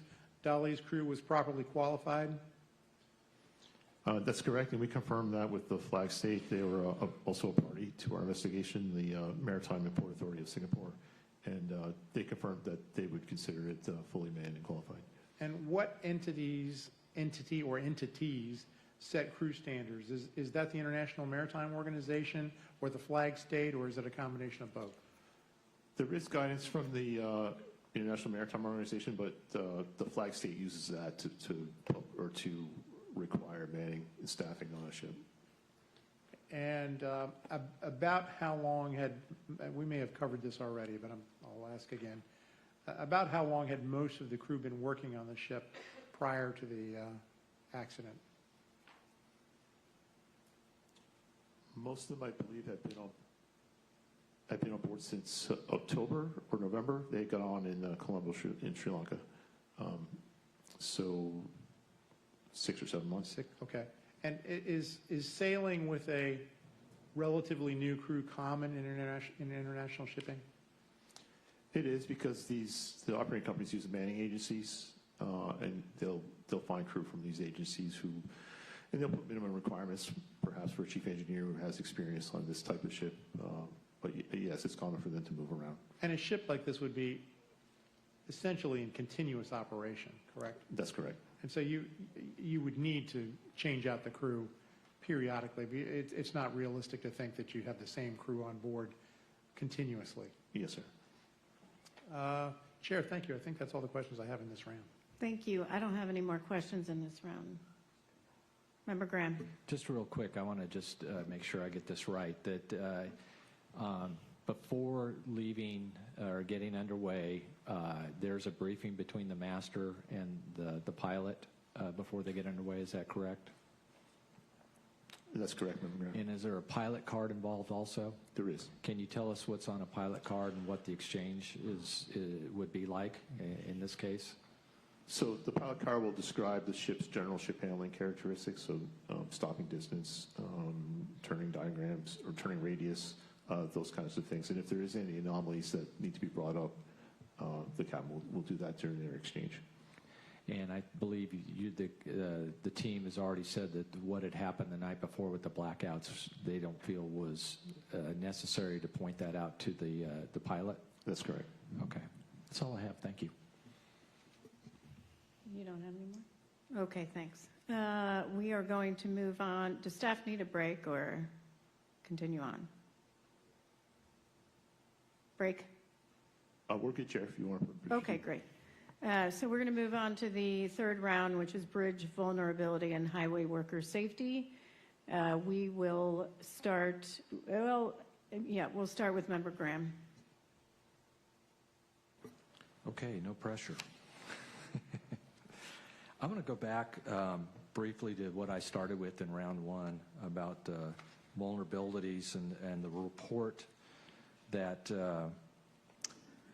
one of our specialists had done on the vessel sizes. And just this report is really thorough, and it's a robust discussion of threat that larger vessels pose to our port infrastructure. And as we've discussed previously, and again, I want to thank staff for including this in the report. I think it's important, and we need to take these threats seriously. To that end, I want to talk briefly about the Coast Guard's Ports and Waterways Safety Board of Inquiry that was convened May 15, 2024. Can you tell us more about what this Board of Inquiry is? Inquiry entails, and why the Coast Guard said they initiated this one in particular. Member Graham, this Board of Inquiry was chartered to look at port vulnerabilities around the nation. They specifically excluded Baltimore because of our ongoing investigation, but they looked at there was 10, and they added one, so 11 ports. They evaluated their existing risk assessment tools and legislative authorities and made recommendations to that effect. The report, I understand, is still in draft form. We haven't seen it. Okay. How often do they convene Board of Inquiries? It's very rare. It's been several decades. Okay. And what is their product? What do they produce from a Board of Inquiry? Our understanding, this specific Board of Inquiry is trying to develop a risk assessment tool for the local captain of the port, the Coast Guard captain of the port, so that they can evaluate the risk given everything from sizes to weather to infrastructure. And that would be what recommendations that they would come out of this? I believe they're developing a tool to use a risk assessment tool, and if there's legislative authorities they need to do that, then that would be a recommendation. Okay. Do we know when that might be published by chance? I do not know. No. Did not know. Okay. Do you believe that it's critical for all ports nationwide, not just the 10 that were studied for this Board of Inquiry, to conduct comprehensive risk assessments for the threat that larger vessels pose to their infrastructure? Yes, Member Graham. There is actually 11. They added one in the process. There's 11 ports they looked at. But the tools that they develop can be applied to any port. That's great. I would hope every other port that's not part of this inquiry would look at this and assess the risk of their own port and infrastructure, because we can see we're already aware of quite a few that we put out our urgent safety recommendations on. So thank you. Member Chapman. Thank you, Chair. The staff presentation explained that the Francis Scott Key Bridge predated current requirements for bridge protection systems. The bridge opened, I believe, in 1977. Is that correct? So it was designed, I think I'm correct on this as well, that it was designed according to the 1969 AASHTO specifications for highway bridges. Am I right about that? That's correct. I understand then that the guide specifications changed because of the, I believe it was the 1980 Sunshine Skyway Bridge collapse.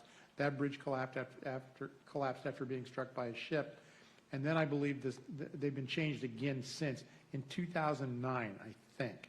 Do I have all that right? I'll defer to Mr. Parent on that. Yes, Member Chapman, that's correct. Okay. And is it the 2009 AASHTO guide specifications that urge certain bridge owners to conduct the Method 2 risk analysis? Member Chapman, that was also in the 1991 guide specs as well. The 2009 factor. Okay, all right. So the encouragement to conduct the risk analysis dates to 1991. That is correct. There are 3 AASHTO methods for conducting a vulnerability assessment. What are the conditions that AASHTO says trigger the need for the Method 2 risk analysis? Any bridges over navigable waterways with barge or ship traffic. And built before 1991, is that right? Correct. What factors, just to give us a general idea, you don't have to list them all, but what factors does the Method 2 vulnerability assessment use in its calculation? Sure, it looks at the number of transits under the bridge on an annual basis. It looks at the protection factor, whether it exists or not on the bridge. It looks at the geometric probability of the bridge, in other words, the distance between the spans and the probability that one of those, the piers, and if one of those piers would be struck by an aberrant vessel. And it looks at the probability that a vessel would go astray from its course. Thank you. Now, when a bridge falls below AASHTO's risk threshold, what measures does or should a bridge owner take to mitigate the risk? I'm sorry, did you say below the threshold? Below the threshold. I'm sorry, if it falls above the risk threshold, what are the mitigation measures that should be taken by a bridge owner? So there would be any countermeasure that would affect any number of those variables that I just described. That could be installing pier protection to protect the piers. Another countermeasure could be using tug escorts to kind of reduce the probability of aberrancy, strengthening the piers against impact, which is why in our urgent recommendation we had the interdisciplinary team that was developed in order to answer some of those questions and give guidance to the bridge owners. And the likelihood is it's going to be a combination of those measures. It's not going to be any one thing, correct? It depends. If you could fully protect a pier with dolphin structures, then that would be the single thing that we implemented and would reduce the risk. Okay, all right. The Maryland Department of Transportation did not do a vulnerability assessment. Do we know why that review was not conducted?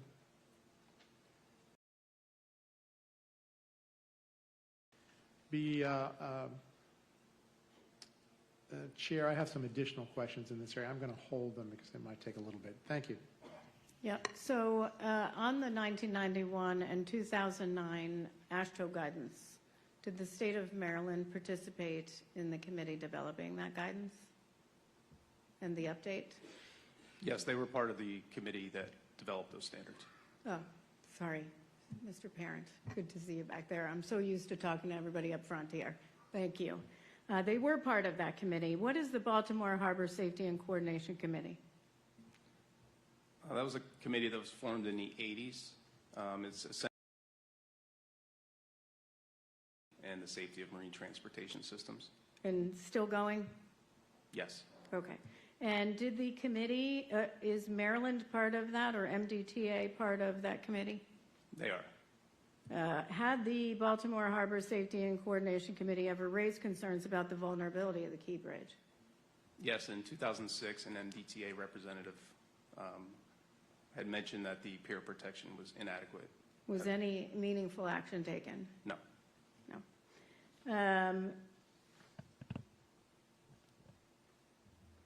MDTA states in their party submission the following: the increased risk to bridges posed by vessel strikes does not come from any deterioration of existing infrastructure. The bridges are strong and resilient as ever. Rather, the increased risk comes directly from the ever-increasing size of commercial vessels.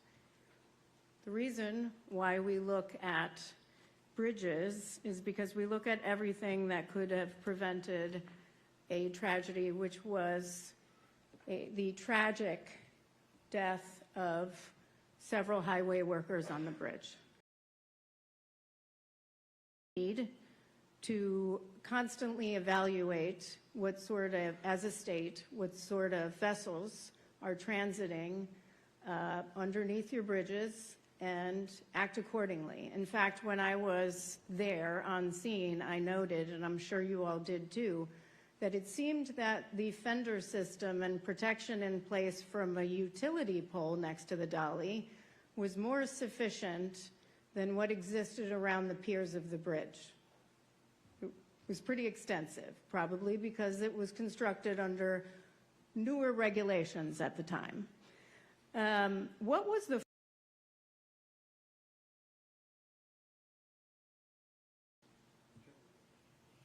anyone? I can't.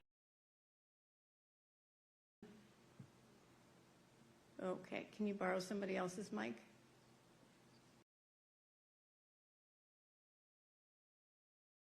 Than the structural capacity of the pier.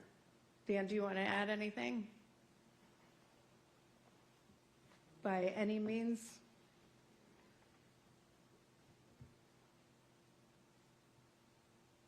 It was 7 times greater than the structural capacity. Was it 5 or 7? I don't remember. Okay, you just yell it at this point. I'll repeat it.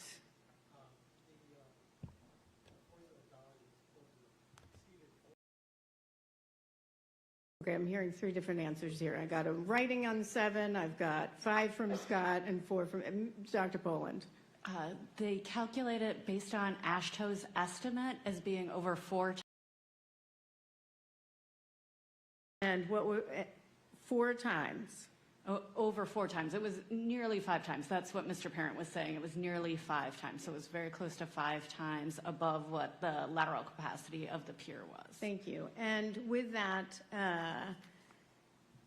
when we have investigated other bridge collapses, Sunshine Skyway Bridge, a couple others that we mentioned in the report, one in Texas, one in Oklahoma, what happened after Sunshine Skyway? What was the new design?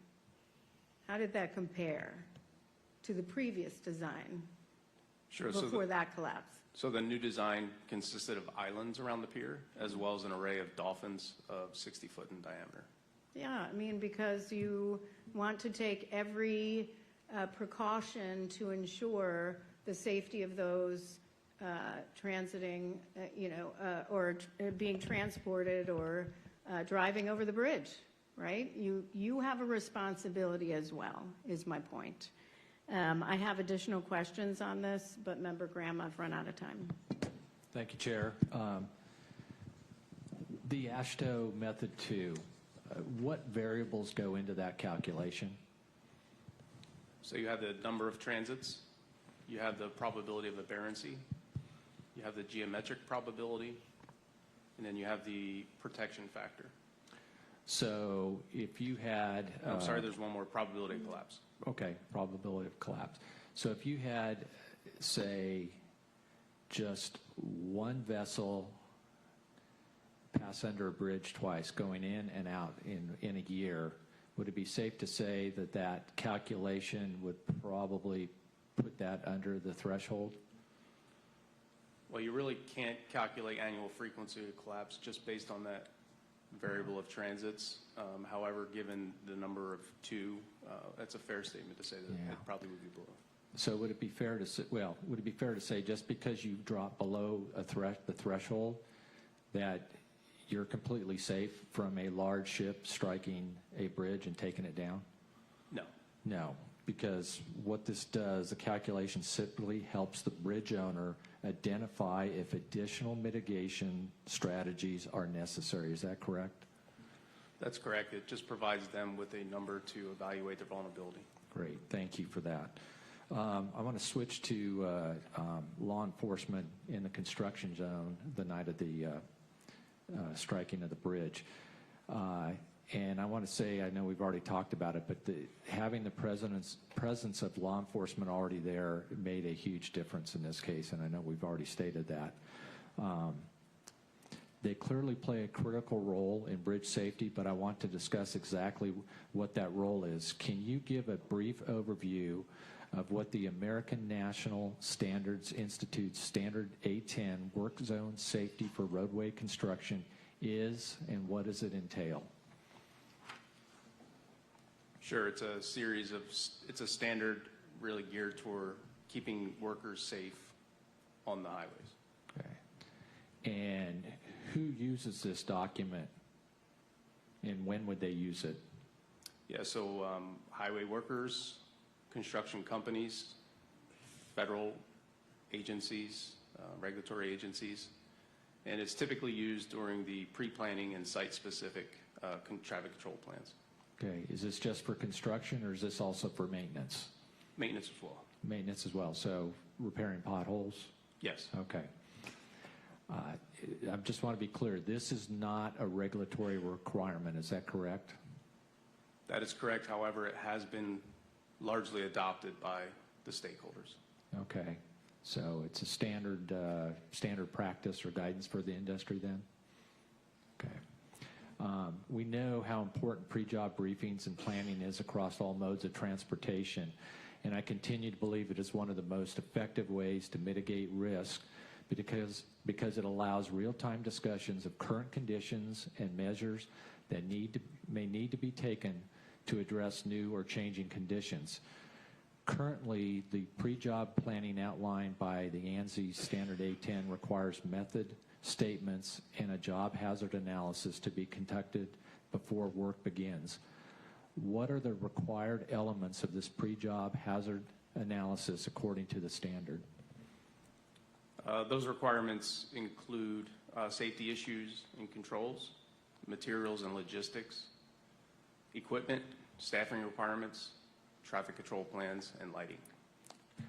And can you share where the team believes this standard falls short currently? Currently, there is no standard regarding providing emergency communication to workers in the case of some type of disaster that may occur, which is why we have a recommendation to ANSI. Great. And tying things back to the presence of law enforcement, do you think having a pre-job discussion of whether law enforcement should be present for traffic calming, as was the case this night, or any other reason would be beneficial to road workers performing construction on bridges over navigable waters? Absolutely. The timeliness of the law enforcement officers on that bridge to shut down that traffic saved lives. Just their mere presence also keeps workers safe in that, their visual presence may slow drivers as they pass through a construction zone. Do all states do that? I don't know if all states do that. Yeah. I mean, I've seen them in construction zones on just highways, and a lot of states will have state police and stuff at the beginning or the end. But I don't see that in every state when I travel around, which is unfortunate. But I definitely agree. If we didn't have them in place that night, we could be talking about even more fatalities, unfortunately. So thank you. Member Chapman. Thank you, Chair. In our urgent recommendation report from March, the team identified 30 bridge owners with 68 total bridges built before 1991 that had not recently performed a vulnerability assessment and did not know their probability of collapse from a vessel strike. have all those bridge owners responded to our urgent recommendations? We heard from 27 respondents covering all those bridges. Okay, so the owners of all 30 bridges have responded. That's correct. And they've responded, I believe the staff presentation indicated they've responded positively. Correct. And have any indicated that they will measure the vulnerability of their bridges and take steps to mitigate risk if needed? In other words, are they taking the steps that are appropriate with regard to first identifying that risk and then, maybe more important, mitigating that risk? Member Chapman, we've gotten response from numerous bridge owners. Some of them have reported that they've done the vulnerability assessment calculation and are below the AASHTO threshold. Okay. All right. Others have reported that they have performed the calculation and are above the threshold and are now working to implement short-term and long-term countermeasures to reduce the risk of their bridge. There are still other bridge owners that are still in the process. Some had to hire consultants to assist them with this calculation. And of course, Ms. Baldwin is available if you want to know the specific numbers of Sure. each in that category. Yeah, thank you. That's helpful. Just to know that we're moving in the right direction. There are, and they've been discussed, there are numerous mitigations available and appropriate. There has been some discussion, though, even just sort of anecdotally in some of my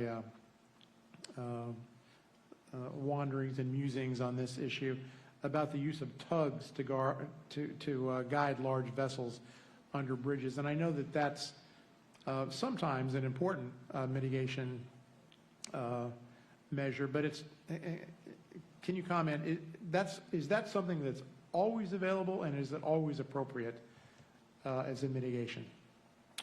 It's not always available or feasible or appropriate. Certainly, escort tugs have been used successfully in ports around the country. Staff doesn't feel that we're in a position to recommend one mitigation, specifically tugs, over another one.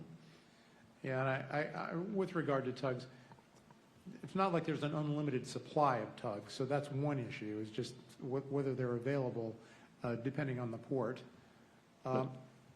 That's correct. But also, it has to do with the speed of the ships traveling, because the speed of the ship they're escorting may be too much for the tug to keep up, correct?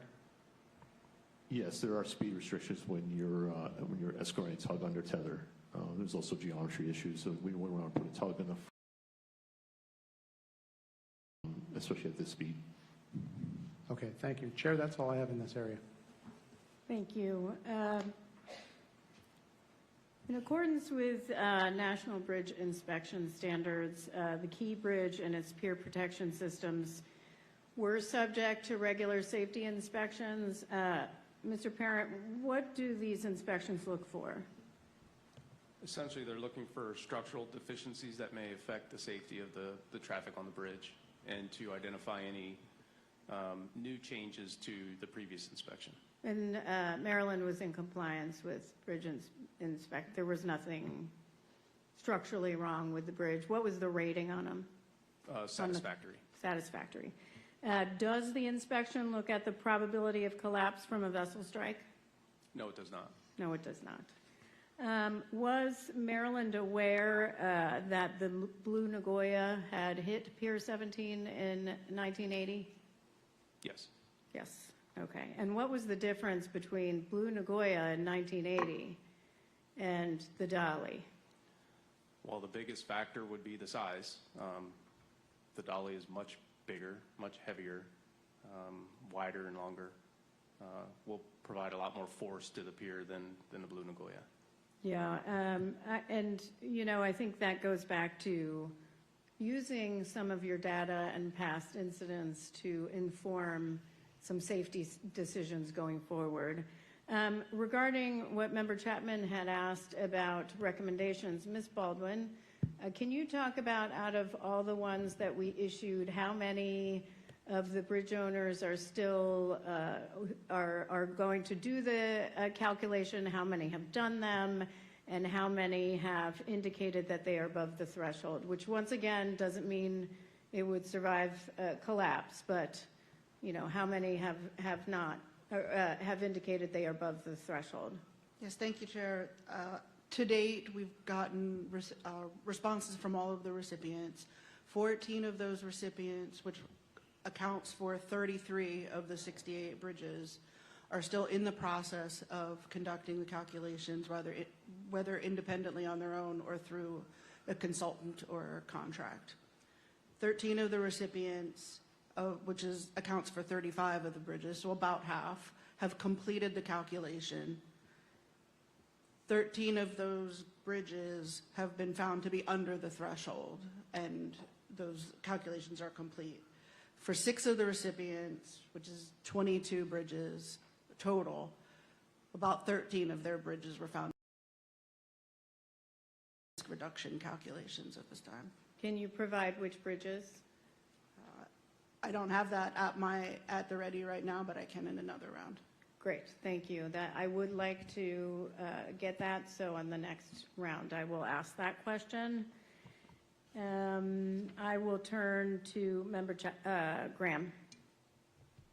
Thank you, Chair. I just got a couple of questions about the National Bridge Inspection Standards. So it's pretty much just a structural inspection of the bridge itself. Is that correct? That's correct. When was the last one done on the Key Bridge? Do you know? That was 2024. 2024, and the results, any significant results out of that on the bridge? No, just like the previous inspections, satisfactory.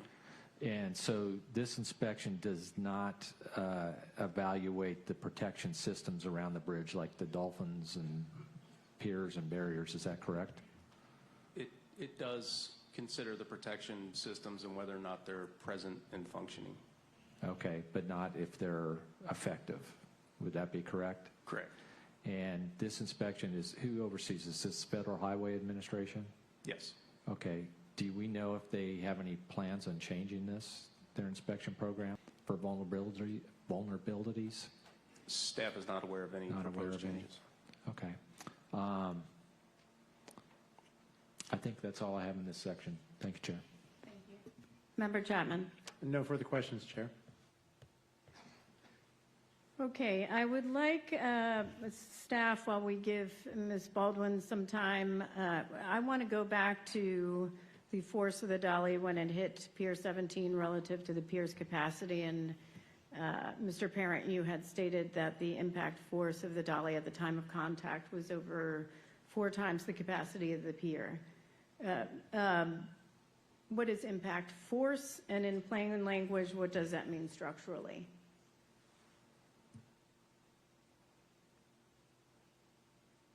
Thank you for the question, Chair. Working microphone. Yes, the force of the Dali, the magnitude of the force was approximately 4 times greater than the capacity of the pier. And so what that would mean is that there's different variations in terms of calculating that force. It would be based on speed and deadweight tonnage of the Dali itself. And so in plain language, structurally, that means the bridge piers were not strong enough to withstand an impact from the Dali. That's correct. Okay, thank you. Have I given you enough time, Ms. Baldwin? You need additional time. I can keep going. Let's talk about the dolphins, very tiny. So these dolphins, what are the purpose of dolphins? Can you talk about the size of the dolphins that were there? Absolutely. Dolphins are sheet pile rings that extend down to the floor of the channel. In this case, it was filled with tremmy concrete, and the purpose of the dolphins is to redirect a vessel or puncture a hole in the bow of the vessel so that it doesn't strike the pier. The dolphins at the Francis Scott Key Bridge were 28-foot diameter at the cap, and below the cap, they were 25 feet diameter down to the bottom of the channel.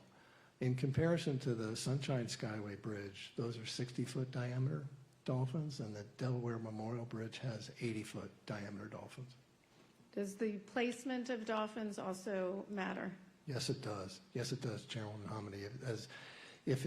For instance, the Delaware Memorial Bridge, they're placed very close to the pier itself, rendering the annual frequency of collapse to 0. So if you place them correctly, they will protect the pier itself. But there's a significant difference between the size of these dolphins and the size of the dolphins after the Sunshine Skyway Bridge collapse and redesign, and the size of the dolphins in Delaware, correct? That's correct. Can you talk a little bit about the size difference? Sure.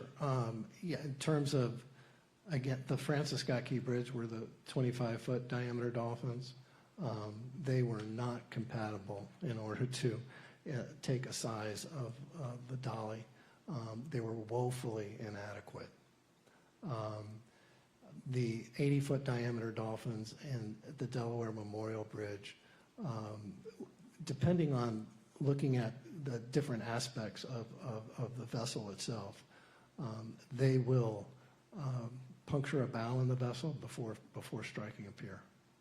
And did the Dali even hit these dolphins at all? Any dolphin at all? They did not. Right. Yeah. So placement and size here make a big difference. That's correct. Ms. Baldwin. Yes, thank you, Chair, and Okay. thank you for the extra time. So the bridges that we have had reports that are over the threshold are the Walt Whitman and Betsy Ross Bridge in the New Jersey Turnpike, Seaway International Bridge, Detroit Avenue and Carnegie Avenue bridges in Ohio, the Vincent Cassiano Newark Bay Bridge, the Huey P. Long, Greater New Orleans, Crescent City Connection, Gramercy, and Sunshine Bridges in Louisiana, and both spans of the Chesapeake Bay Bridge. Great. Thank you very much for that. I appreciate that. Any more questions in this area? Yep. Okay. So we are going to go,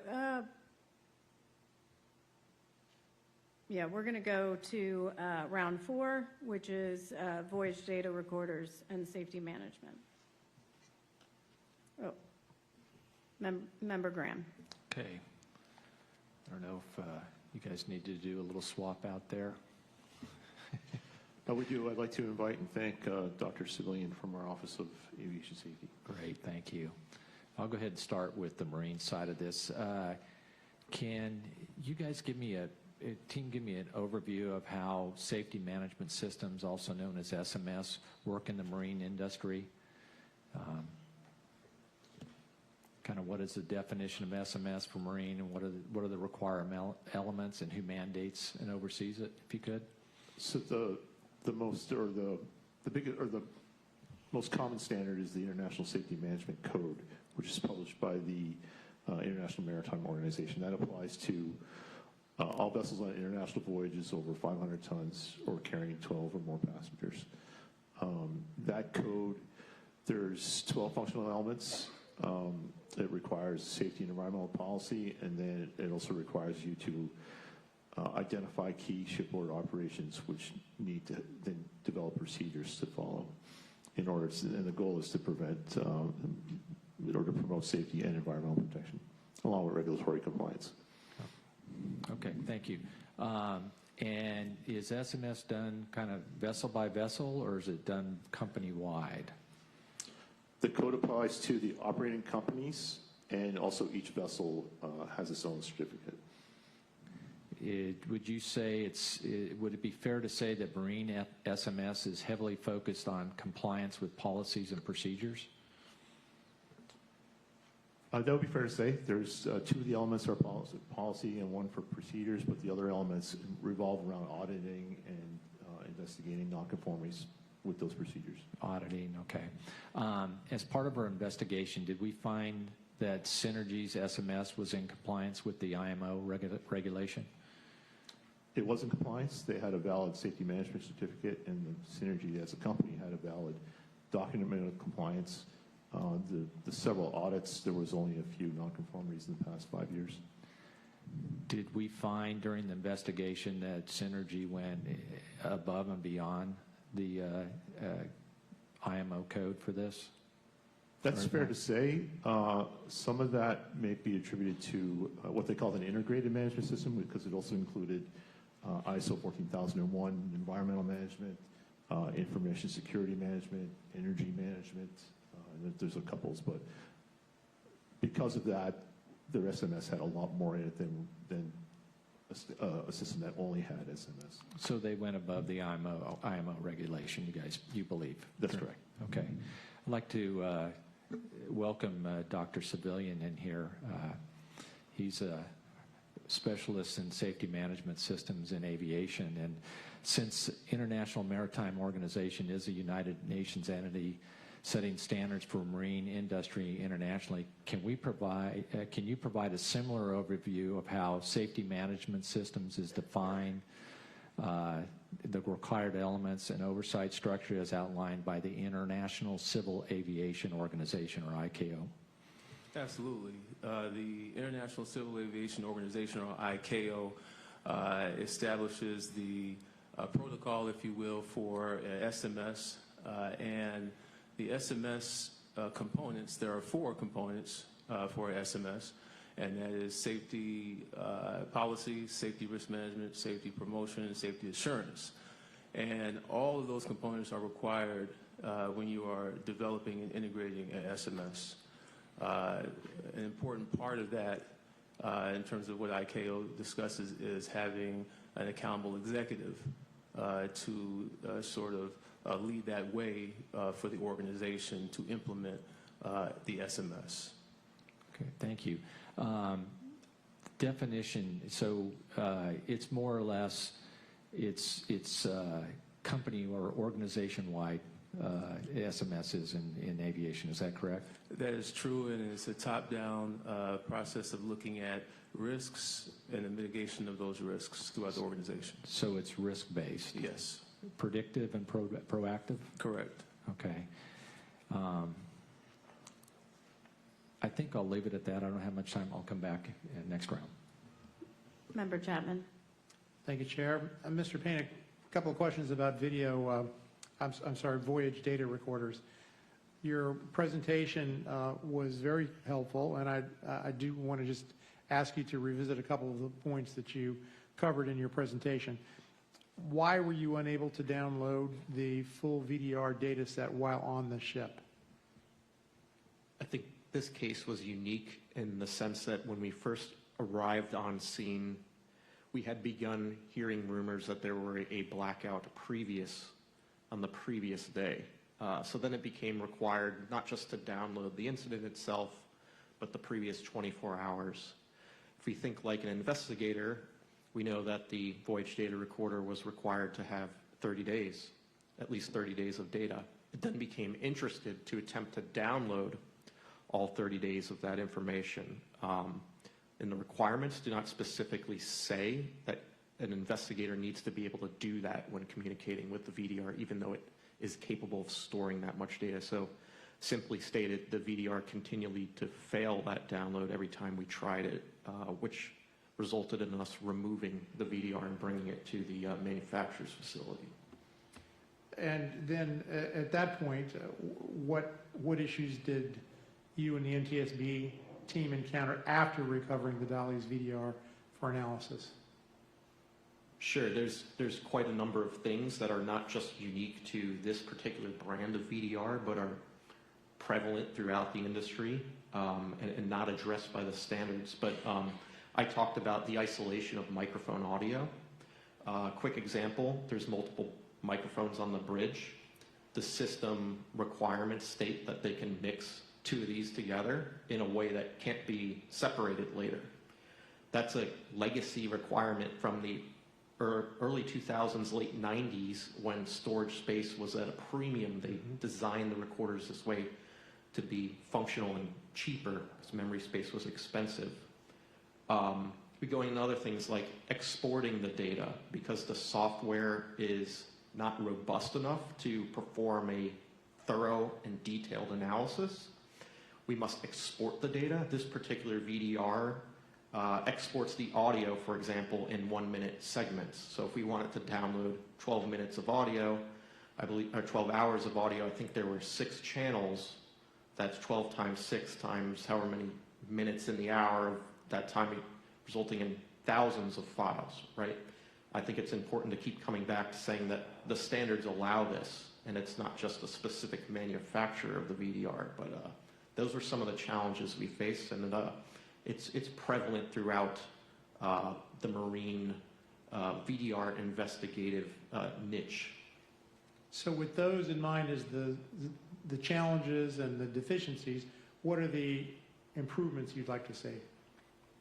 Yeah, I think we are asking for the standards, specifically on the IEC side, which sets the specific technical standards to address common scenarios that would be encountered with how an investigator uses the information, as well as someone who would like to be proactive in their SMS. So, for example, we could go to any ship in Baltimore and download a VDR of a ship that just docked, play back that data and see, oh, okay, the ship docked successfully, we can hear the pilots giving orders. It's not until you peel one more layer of that onion that you start to run into these problems like timing errors, exporting problems, the inability to make a simple graph of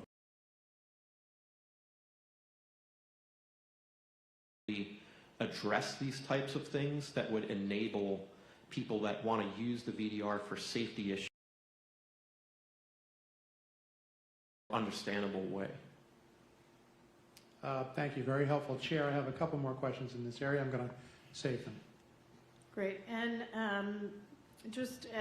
why is it just for others? Why is it so important to have the data for the NTSB, for regulators, for operators? Sure. I think we can use it, the industry could use it to be proactive. I look at the experience that I have with downloading these things, and my team, including Matt Yandrick, who did a lot of work on this VDR, we are used to the common problems. If you're just a casual user trying to use the information for safety, you're going to have a hard time to accomplish that, the way the standards are written. Thank you very much. Dr. Civilian, just picking up on where Member Graham left off, you mentioned the ICAO standards for SMS and the various pillars of SMS. Based on your work with the Office of Marine Safety, what aspects of SMS does the International Maritime Organization focus on? IMO focused primarily on safety policy and regulatory compliance. There were 6 functional requirements, and if you look at those functional requirements, it's sort of an umbrella around safety policy and regulatory compliance. Yeah, it does seem more focused on compliance with policy than all the other components of SMS. And could the International Maritime Organization benefit from updating its SMS framework to incorporate the other pillars of assurance, performance, and promotion, all of which are familiar to aviation? Absolutely, because it's important to have a systematic approach to safety. And when you have all 4 of those components, you now have a formal method of managing safety. My understanding is the IMO is in the process of looking at this again, just already, not related to this. That's correct, Chairman. Earlier this year, the IMO tasked 2 of their subcommittees to start the process of updating the implementation guidelines, and then if necessary, they'll move on to the code. Okay, great. Member Graham. Thank you, Chair. Mr. Payne, if configured correctly, Boyd's data recorder, could it be used like a flight data recorder in aviation? It could be accessible in a way that a flight data recorder is. In terms of the number of parameters that it would record, it would not be similar, but the ability exists to use it in that way, yes. So companies could use it, not unlike airlines and other operators in aviation to... Yes, certainly they could gain a great amount of operational insight if they had the ability to communicate with the VDR and review it. regularly? With risk management and safety assurance, two Sure. pillars of a good SMS, which leads me to, as we've heard from both our marine and aviation teams, safety management systems is handled differently in both industries. As most people know, I have long been a proponent of SMS in my career before coming to the board, here at the board, and across all modes of transportation. I've seen firsthand how an SMS is the most effective way to either eliminate or mitigate risk while maximizing your resources. Given my involvement with and oversight of SMS throughout my career, I am concerned that the maritime industry's definition of SMS as it exists today and outlined in the IMS code has concerning gaps when it comes to fulfilling the four components or pillars of a comprehensive SMS. I recognize, and I want to thank our staff for helping educate me on this, that there are certain fundamental differences between marine and other modes of transportation that need to be accounted for when it comes to SMS. Understanding those differences, however, it is clear the current SMS standard set by IMO is immature and leaves gaps in SMS, or in safety management. The ISM code's definition of SMS itself is incomplete, as it focuses mostly on compliance and implementation of policy rather than taking a systematic, risk-based approach. There are certain aspects of the existing IMS code that address some of the four pillars or four components required for a comprehensive SMS. As noted in this report, safety policy is addressed through many of the code's 6 functional requirements of SMS. There are also elements of safety promotion that are addressed in the code, such as requiring detailed communication and training requirements associated with an SMS. However, current maritime regulations are woefully insufficient, or in some cases silent, on certain elements of an SMS. As this final report notes, safety risk management requires hazard identification by both reactive and proactive methods, as well as safety risk analysis, assessment, and control using processes that include predictive methods. The existing IMS code's handling of risk management is entirely reactive. In order to fulfill this component, the code needs to incorporate proactive hazard identification and predictive analysis, assessment, and control, which can be achieved through a much more robust data analysis than exists today in the industry. Similarly, the safety assurance pillar of SMS evaluates the continued effectiveness of implemented risk control strategies and supports the identification of new hazards through data collection and analysis. Safety insurance includes management of change, which assesses safety implications of changing before implementation and manages safety risk that may arise from these changes. Management of change is not a requirement of marine SMS under the IMS code, but it is critical to ensuring any changes in an operation, such as varying staffing levels, engineering modifications, or changes in the type of fuel used, do not compromise safety. The marine industry has the foundation for a holistic SMS, but they need to build upon the foundation in advanced SMS to meet the comprehensive, systematic approach that we have seen applied in the other modes of transportation. Many of these issues we have discussed today as part of this accident could have been identified, addressed, and either mitigated or eliminated if a comprehensive SMS was in place. I want to thank our investigative team for working with me on this issue, and Dr. Civilian for stepping in late in the game to help out. And I know we can improve maritime safety by advocating for the incorporation of all four components of SMS into the IMS code. And I look forward to working with our team, the Coast Guard, IMO, and any other organizations in the maritime industry in moving the ball forward on incorporating a fully mature safety management system. Thank you. Thanks. Members are just reminded that you have an opportunity to do a closing statement before I do mine. Member Chapman. Thank you, Chair. Just a couple of additional questions in this area. And again, for you, Mr. Payne, on VDRs. In your presentation, you included a helpful visual on the VDR regulatory framework. Can you just repeat for us, what's the relative role of the International Maritime Organization versus the International Electrotechnical Commission? Sure, it's slide 78. I'm not sure it's necessary. I'll just start speaking to it. The IMO generally sets overall performance characteristics for VDRs. In other words, it lists the parameters, for example, that the VDR is required to record, which is not very much, I might add.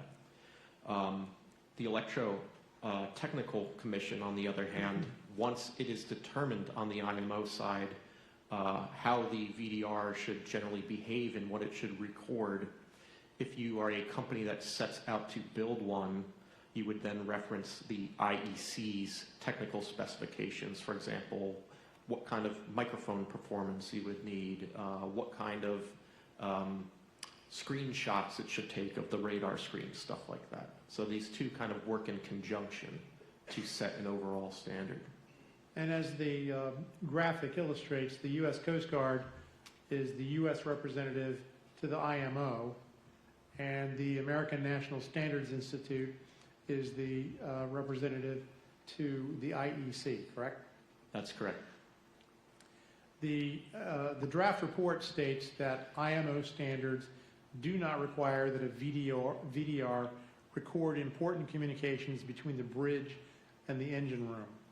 In our El Faro investigation several years ago, we issued a recommendation to the Coast Guard that included proposing to the IMO that it should, and I'm going to quote, that IMO should assess voyage data recorder problems, including not capturing both sides of internal phone calls on the bridge electric telephone.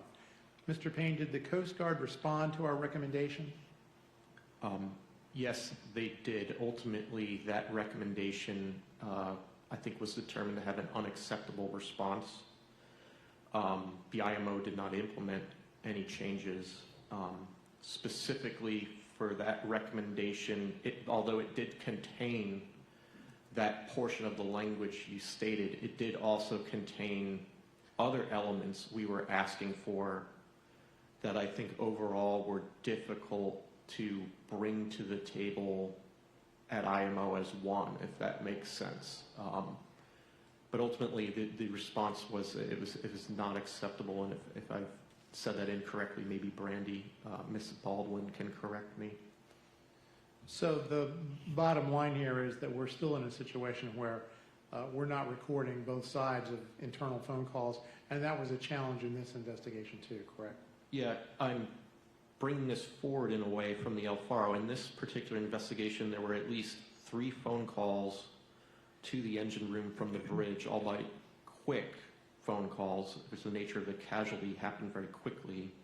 And there was one immediately post-accident in which the master of the Dali asked what happened to the engine room.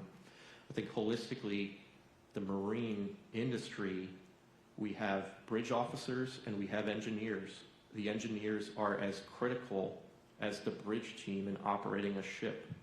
And when we have an accident, that communications line is often critical if it involves a machinery problem or equipment malfunction, propulsion issue. What we have seen in not just those 2 investigations are one-sided recording of the conversation. So in the El Faro, we got the captain saying, yes, okay, got it, that's bad, stuff like that. But we're not capturing the engineers explaining the problem to them.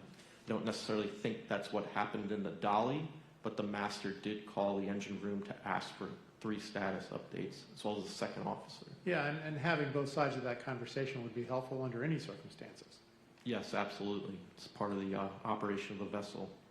My last question in this area, I believe you indicated in your presentation that the Dali's VDR and the playback software met both IMO and IEC standards. But was that playback software, was that useful? No, we did not use, other than playing back the incident initially to ensure it was captured, the type of work that someone would need to do to get a good grasp of what actually happened is done by marine investigators around the world outside of this VDR software for most every brand. So Is it fair to say that this whole area needs a comprehensive look in terms of both the standards and the practices that are being used to try to capture this information? Yeah, I'm thankful to have the opportunity to bring this up in such a public forum for such a major accident. I don't believe it's been spoken about in other marine investigation reports, specifically calling out the software and bringing to light that we use alternate software to conduct these investigations. That's a reason we export the data in the first place. Thank you. Thanks for sharing the concerns. Chair, I don't have any other questions in this area. Do you have any other? Okay. So we'll move to our final round of questions on any other safety issues that we did not discuss or anything we want to discuss in addition. I'm going to start with Ms. Adler. I often say that the board meeting or closing out the final investigation with a final investigative report is really just the start of our work because it is up to us to work towards implementation of our safety recommendations, which are aimed at preventing this from happening again. So, Ms. Adler, can you talk about what we do after today? Sure. Thank you for the question, Chair. So after today, and Ms. Baldwin behind me leads the team of safety recommendation specialists who will continue to work diligently to close these recommendations, with partnership from the modal offices and highway safety and marine safety. So as we discussed earlier, we have a number of urgent recommendations, for the 14 recipients that are currently conducting the vulnerability assessments. The team will get updates from them to make sure they're complying with the recommendation. And then additionally, for the 13 bridges over the risk threshold, the urgent recommendation directed these bridge owners to develop and implement comprehensive risk reduction plans. So the team will continue to monitor progress on that and bring that to the board for evaluation once we receive those updates. Now, the draft report and the team have proposed many new recommendations for consideration today, and if those are adopted, we'll meet with the recipients to ensure that they understand the recommendations and what we're expecting from them, and then we'll evaluate any actions that they take. And as I said, the safety recommendation specialists work diligently with the recommendation recipients to close these out. It's on average, we have an 80% rate of closure. The recommendations are closed acceptably. So we have a really good response from the recommendation recipients when we get it. And then additionally, if we're not getting movement in some areas, we always look to our federal partners and we look to Congress and local and state elected officials to help us out. So we have a government affairs team that also continues to work in that way. Thank you. I think that's an excellent summary of our work after today. I did forget to ask Mr. Parent about the need for motorist warning systems. We're going to talk about a recommendation and some findings and what types are available, and the need for updating guidance. Sure. So the guidance is from 1983. It's an FHWA advisory, technical advisory. We looked at the Queen Isabella Causeway, a fiber optic cable that when severed, it activates the motorist warning system, which includes flashing red lights, which could be beneficial for workers on bridges as well as a visual cue to evacuate the bridge, not just trying to hear something if they're doing construction. We think that motorist warning system will definitely complement the bridge. Particularly, it can be implemented quickly in spite of some of the long-term rehabilitations or reconstructions of a bridge might undergo. Yeah, and in this case, there was stopped traffic, but there could be other times where they're not, and it's aimed at getting all motorists off the bridge in a safe way. And not relying on a cell phone communication between an inspector and a police officer to then notify the workers. And as you mentioned, there was time that went by that could have been used for the workers to get off the bridge. So thank you for that. Member Graham. Member Chapman. Okay. With that, I think that closes out our questions. Is staff okay if we move to the findings? Okay. All right. Mr. Curtis, will you please read the proposed findings? Certainly, Chair. As a result of this investigation, staff proposes 24 new findings. Number 1, none of the following were factors in this accident. 1, environmental or waterway conditions. 2, vessel complement and mariner credentialing. 3, impairment of the Dali crew or pilots due to alcohol or other tested for drugs. 4, fuel quality or switchover of fuels. 5, vessel's ability to get underway after import blackouts. Or 6, the presence of non-redundant steel tension members in the key bridge's continuous steel through truss. Number 2, the initial March 26 low voltage blackout was caused by wire 1 electrically disconnecting from terminal block 381 within the HV switchboard, which resulted in high voltage breaker HR1 opening, interrupting power to step down transformer TR1 and the LV bus. Number 3, the position of the wire label banding on the ferrule of terminal block 381's wire 1 prevented wire 1 from being fully inserted into the terminal block spring clamp gate, causing an inadequate connection and leaving wire 1 loose and vulnerable to becoming electrically disconnected.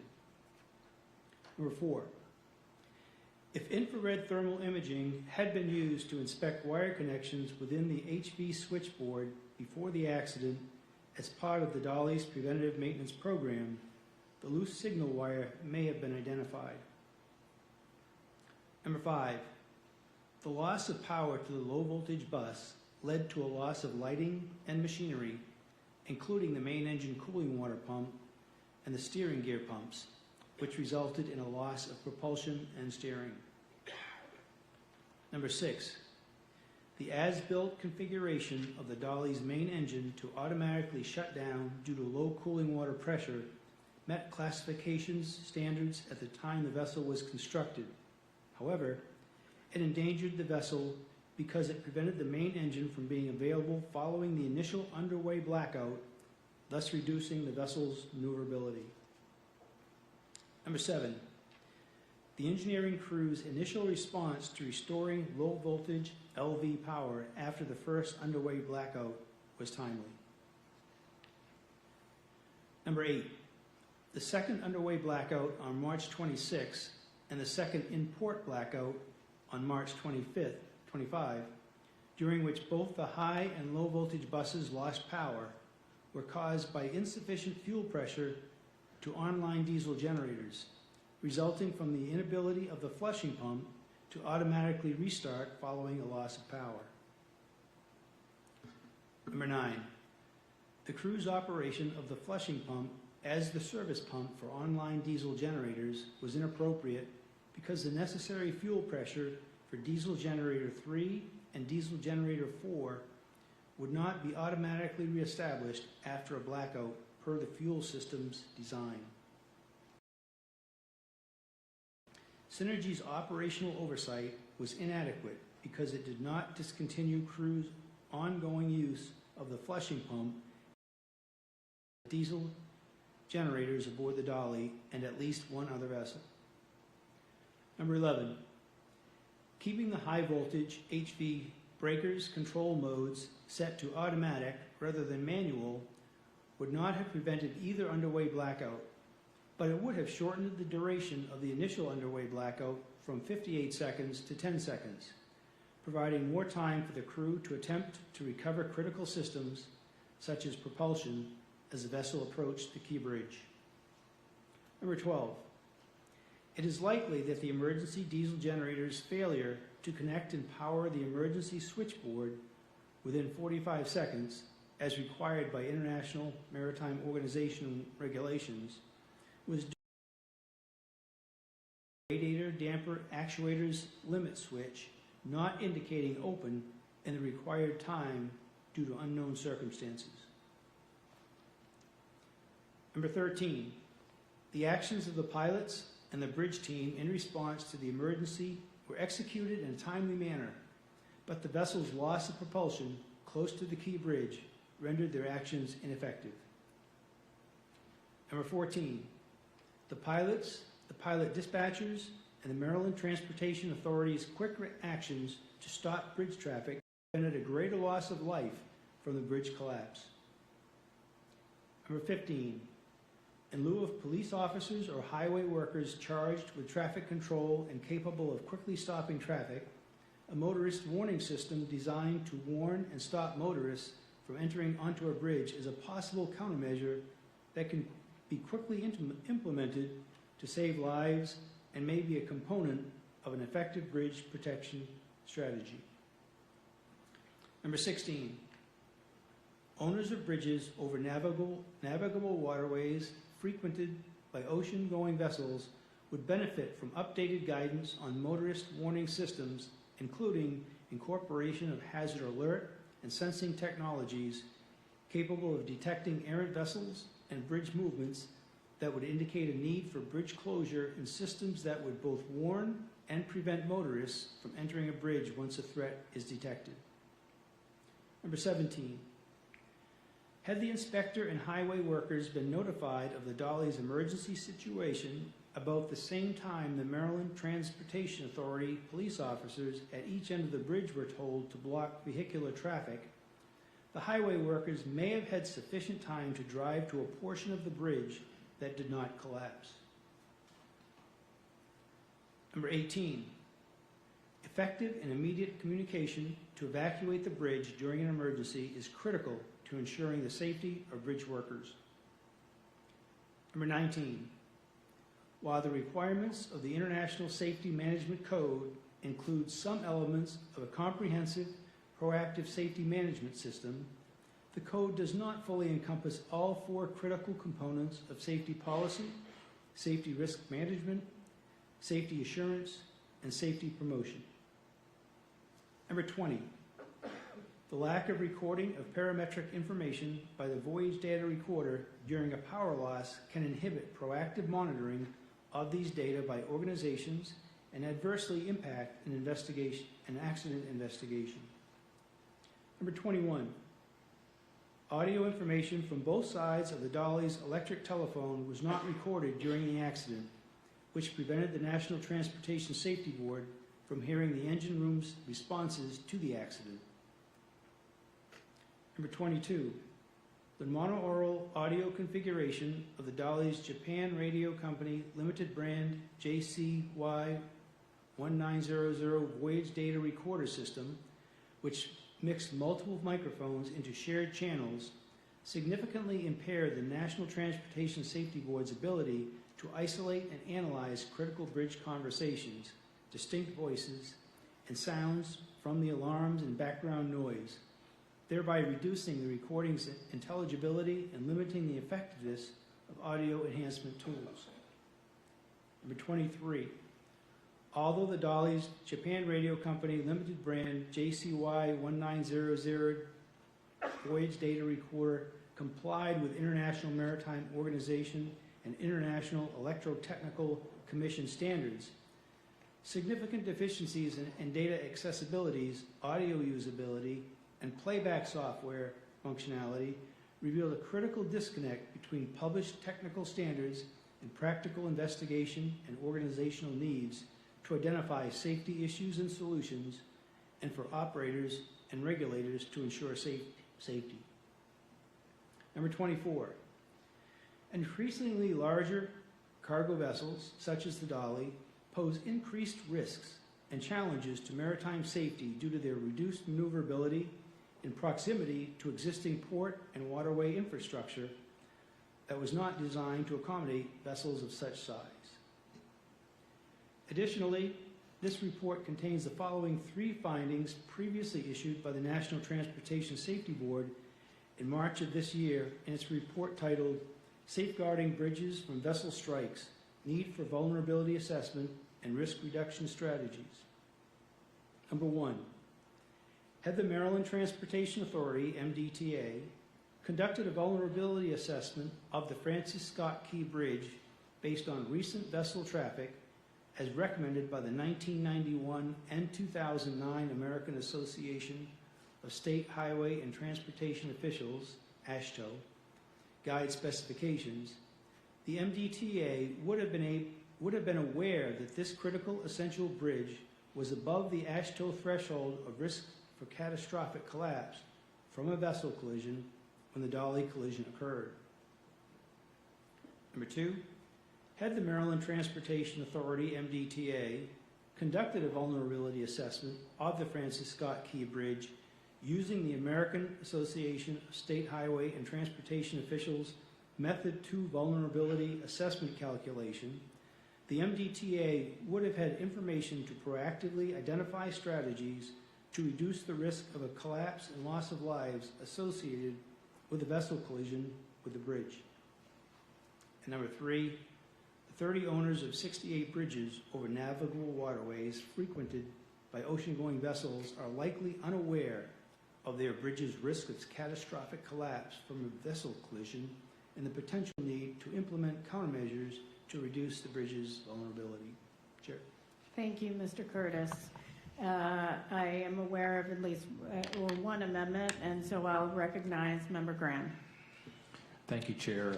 I move to add one additional finding, and it will read as such, and I think they can put it up on the board also on the screen.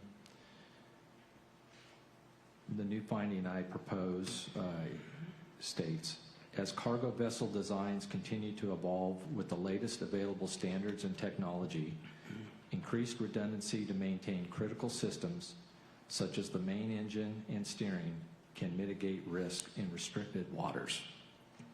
I'll second. And discussion. Member Graham. Thank you. I'll cut to the chase here. I think this finding is needed to fully support our recommendation 1 about redundancy. I know the team has talked a lot about, I think, finding 5 and 6 on this that kind of leads to that, but I think we need to state in so many words the redundancy portion of this is needed, especially for these critical systems. Member Chapman, anything? I support the amendment. Thank you. And staff?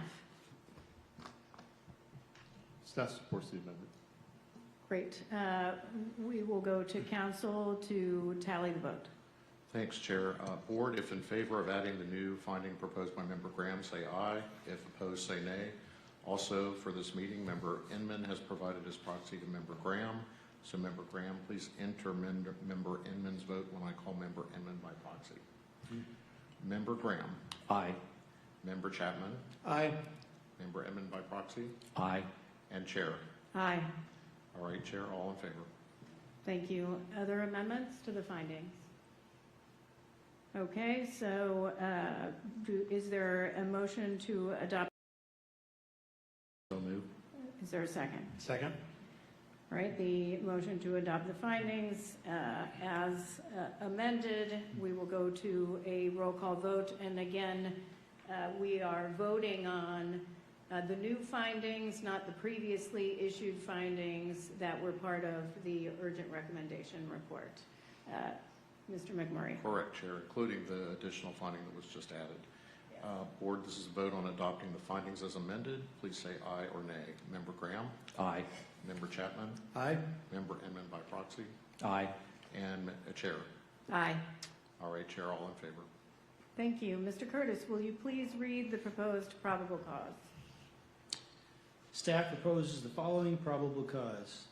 The National Transportation Safety Board determines that the probable cause of the contact of the container ship Dali with the Francis Scott Key Bridge was a loss of electrical power, blackout, due to a loose signal wire connection to a terminal block stemming from the improper installation of wire label banding, resulting in the vessel's loss of propulsion and steering close to the bridge.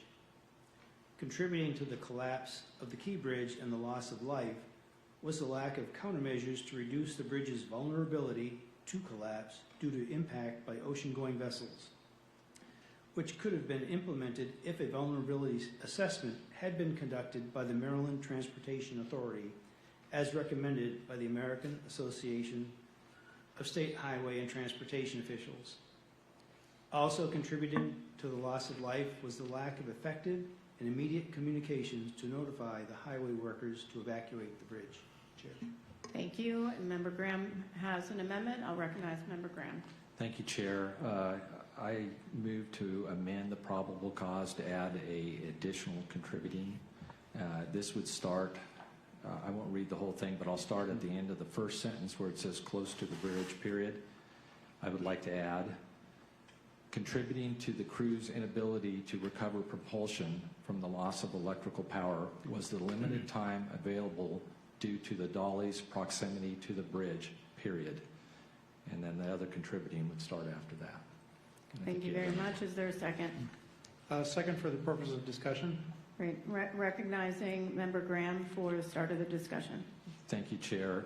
I just, with all my discussions with the team, they seem to really harp on the point that the crew's actions were as timely as they could be, and they were appropriate and also impressive considering the circumstance, but they're just, because of the proximity of the bridge, they just couldn't get everything started back up again and avoid from hitting the bridge. So I think this contributing factor states that point, which I personally believe you have told me over and over again. So I think it really fits in the probable cause. Thank you. Member Chapman. No discussion. I would like to hear what the staff has to say. Thank you. Staff concurs with the amendment. No further discussion. Thanks. Okay, great. We'll go to a roll call vote.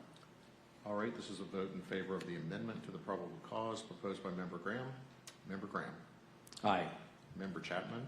Aye. Member Enman by proxy. Member Graham, that would be. Aye. Sorry. And Chair Homendy. Aye. All right, Chair, all in favor. Thank you. Is there a motion to adopt the probable cause as amended? So moved. Second. Great. And Council, you will call the roll and tally the vote. Yes, Board, this is a vote in favor of the probable cause as amended. Member Graham. Aye. Member Chapman. Aye. Member Enman by proxy. Aye. And Chair Homendy. Aye. All in favor, Chair. Great. Mr. Curtis, will you please read the proposed recommendations? Certainly, Chair. As a result of this investigation, staff proposes the following 17 new safety recommendations. 3 to the U.S. Coast Guard. Number 1, conduct and publish the results of a study that examines the availability, feasibility, and safety benefits of redundant means to ensure that large single propulsion engine cargo vessels maintain propulsion and steering when maneuvering in restricted waters. Number 2, propose to the International Maritime Organization that it revise the International Management Code for the safe operation of ships and for pollution prevention and associated guidelines to fully incorporate safety policy, safety risk management, safety assurance, and safety promotion into its safety management system requirements. Number 3, notify the International Maritime Organization, IMO, of the Voyage Data Recorder, VDR, technical issues encountered during our investigation into the contact of container ship Dali with the Francis Scott Key Bridge and subsequent bridge collapse, and submit to the IMO a concrete proposal to require 1, the recording of mandatory data inputs from systems that remain powered during a blackout, 2, the recording of engine room communications to the bridge, 3, the recording of multiple bridge microphone inputs such that the audio channels can be isolated or recorded independently, and 4, performance requirements for playback software that facilitates real-world use, including enhanced criteria for exporting proprietary VDR data into open industry standard formats. One recommendation to Nippon KEIE Class NK. Number 4, share the circumstances of the contact of the container ship Dali with the Francis Scott Key Bridge and subsequent bridge collapse with the International Association of Classification Societies and urge them to distribute report MIR-25-XX report to their members, highlighting A, the importance of avoiding placement of wire label banding such that it impedes the proper insertion of a wire in a terminal block. B, the benefits of using infrared thermal imaging as part of a preventive maintenance program for routine monitoring of electrical components to detect inadequate signal wire connections. C, the potential risk that partially open radiator dampers can pose to emergency generator starting. And D, the need for members to review their rules on acceptable emergency generator start design. One recommendation to the American National Standards Institute.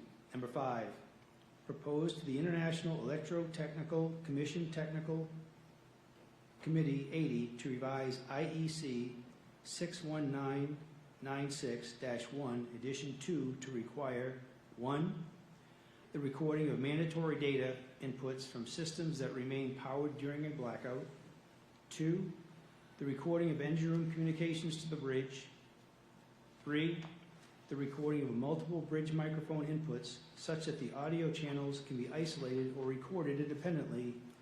And 4, the updating of performance requirements for playback software that facilitates real-world use, including enhanced criteria for exporting proprietary voyage data recorder data into open industry standard formats.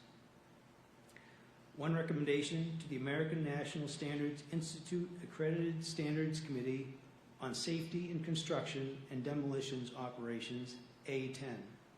Number 6, revise ANSI/ASSP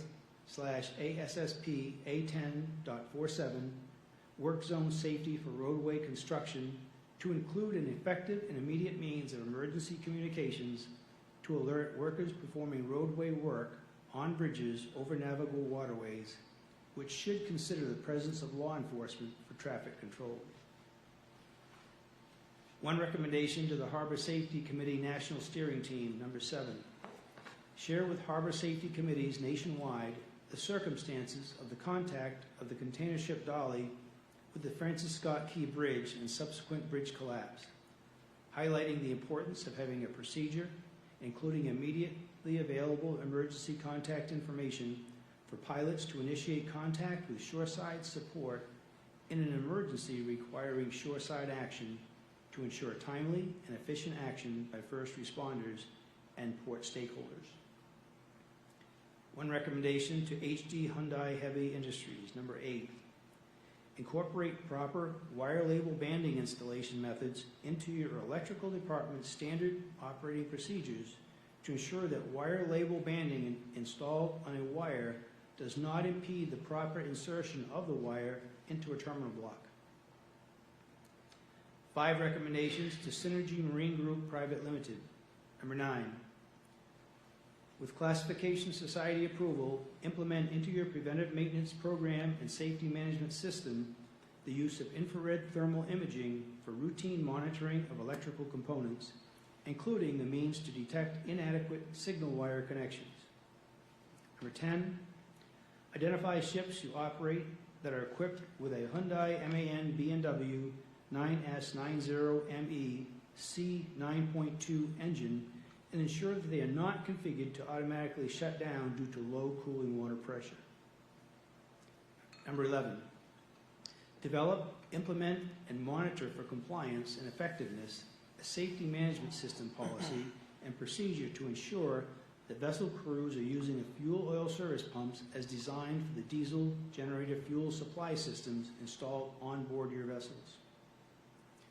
Number 12, develop, implement, and monitor for compliance and effectiveness a safety management system policy and procedure to ensure that vessel crews are setting high voltage breakers control mode to automatic while operating unless the transformer breakers are being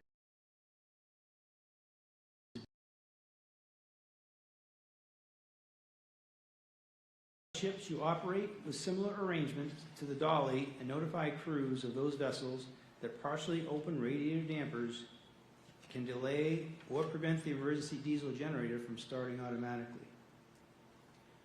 One recommendation to Wago Corporation.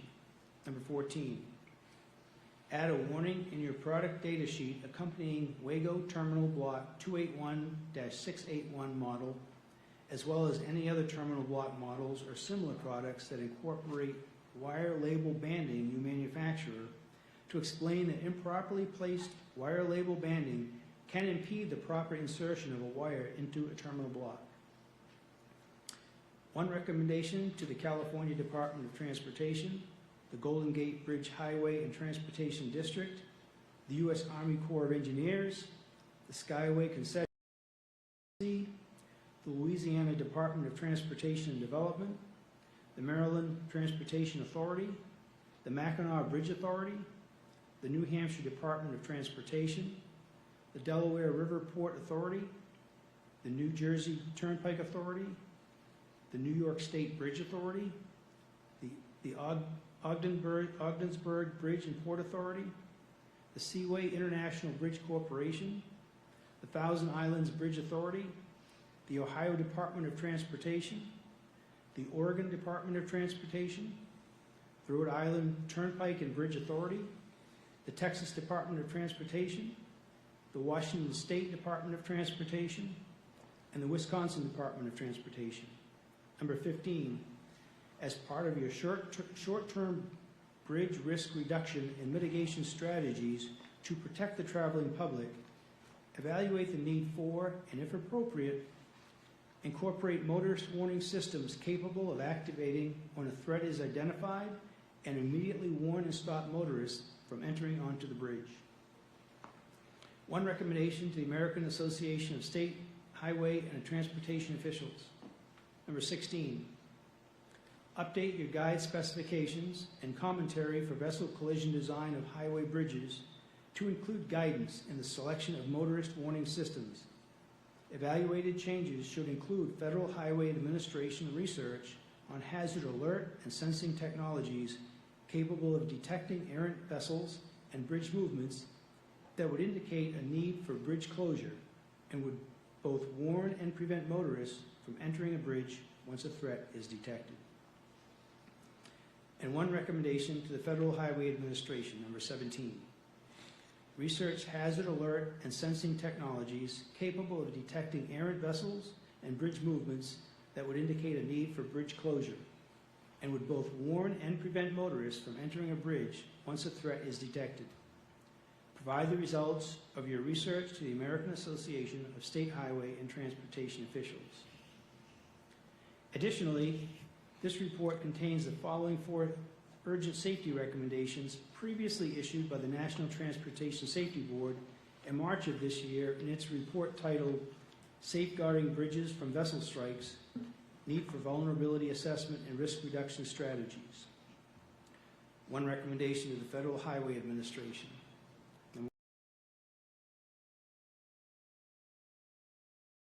Coordination with the U.S. Coast Guard and U.S. Army Corps of Engineers, establish an interdisciplinary team, including representatives from the Federal Highway Administration, U.S. Coast Guard, and U.S. Army Corps of Engineers, and provide guidance and assistance to bridge owners on evaluating and reducing the risk of a bridge collapse from a vessel collision. One recommendation to the U.S. Coast Guard and the U.S. Army Corps of Engineers. Number 2, recommendation H-25-2, support the Federal Highway Administration in establishing an interdisciplinary team, including representatives from the Federal Highway Administration, U.S. Coast Guard, and U.S. Army Corps of Engineers, and provide guidance and assistance to bridge owners on evaluating and reducing the risk of a bridge collapse from a vessel collision. And 2 recommendations to the Bay Area Toll Authority, the California Department of Transportation, the Golden Gate Bridge Highway and Transportation District, the U.S. Army Corps of Engineers, the Florida Department of Transportation, the Georgia Department of Transportation, Skyway Concession Company, LLC, the Louisiana Department of Transportation and Development, the New Orleans Public Belt Railroad, the Maryland Transportation Authority, the Massachusetts Department of Transportation, the Mackinac Bridge Authority, the New Hampshire Department of Transportation, the Delaware River Port Authority, the New Jersey Turnpike Authority, Metropolitan Transportation Authority Bridges and Tunnels, the New York City Department of Transportation, the New York State Bridge Authority, the Ogdensburg Bridge and Port Authority, the Port Authority of New York and New Jersey, the Seaway International Bridge Corporation, the Thousand Islands Bridge Corporation, the Ohio Department of Transportation, the Oregon Department of Transportation, the Pennsylvania Turnpike Commission, the Rhode Island Turnpike and Bridge Authority, the Harris County Toll Road Authority, the Texas Department of Transportation, the Washington State Department of Transportation, and the Wisconsin Department of Transportation. Number 3, recommendation H-25-3. Calculate the American Association of State Highway and Transportation Officials, AASHTO, Method 2 annual frequency of collapse for the bridges identified in Appendix B of this report, for which you are responsible, and inform the National Transportation Safety Board whether the probability of collapse is above the AASHTO threshold. And number 4, recommendation H-25-4. If the calculations that you performed in response to safety recommendation H-25-3 indicate that a bridge has an annual frequency of collapse greater than the American Association of State Highway and Transportation Officials threshold, develop and implement a comprehensive risk reduction plan that includes, at a minimum, guidance and assistance from the Federal Highway Administration, U.S. Coast Guard, and U.S. Army Corps of Engineers interdisciplinary team identified in Safety Recommendation H-25-1 and H-25-2, and short and long-term strategies to reduce the probability of a potential bridge collapse from a vessel collision. Chair? Thank you, Mr. Curtis. And just for clarification purposes, for recommendation number 14 to the Wago Corporation, the reference to the Wago terminal block model in that recommendation is number 280-681. Yes, apologies if I misspoke. It's okay. You had a lot to read there. I just wanted to make sure that we had that. I'll recognize Member Graham for an amendment. One more time, I move to add a new recommendation. I think they'll put it on the screen here in a second. And this is to Hyundai Heavy Industries. Identify all active HD Hyundai Heavy Industries constructed vessels with Hyundai-MAN space B&W space 9S90ME space C9.2 engines installed, which are configured to the Germanischer-Lloyd rules and are designed to shut down on low cooling water pressure, and alert the current vessel owners of this configuration and the circumstances of this accident. Is there a second? Second. Great. A discussion, recognizing Member Graham. Yeah, it's very clear that this automatically shutting down for this situation is inappropriate and endangered the Dali from recovering in this case, and in lieu of what we received from Hyundai Industries just last week, I think it's appropriate that we make operators aware of the configurations of their engines. Member Chapman? I support the amendment. Thank you. Yeah, I agree. I think it's a good amendment. Thank you. Staff?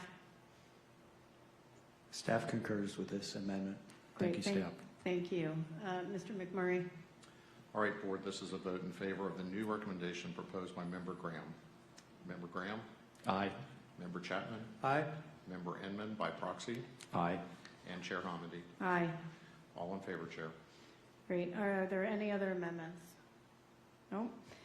Is there a motion to adopt the recommendations as amended? So moved. Second. Okay, great. Any discussion? Hearing none. Council, will you call the roll and tally the vote? All right, Board, this is a vote in favor of adopting the recommendations as amended. Member Graham? Aye. Member Chapman? Aye.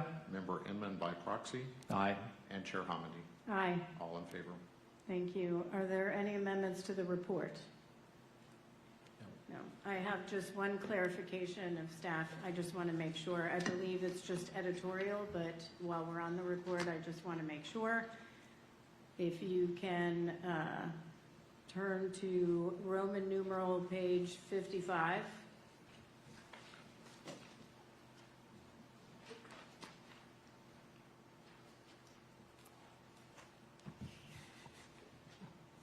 It's LV. Just helping out.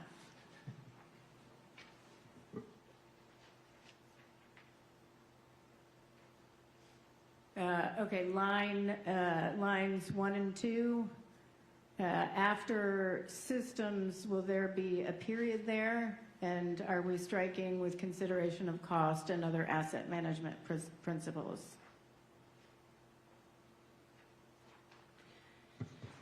We are. So that will follow the information that you saw in the findings, so that'll be correct. Okay, I just want to make sure of that. Yes, Okay. thank you for bringing that up. Yeah, thank you so much. All right, is there a motion to adopt the final report? So moved. Is there a second? Second? All right, and council will call the roll and tally the vote.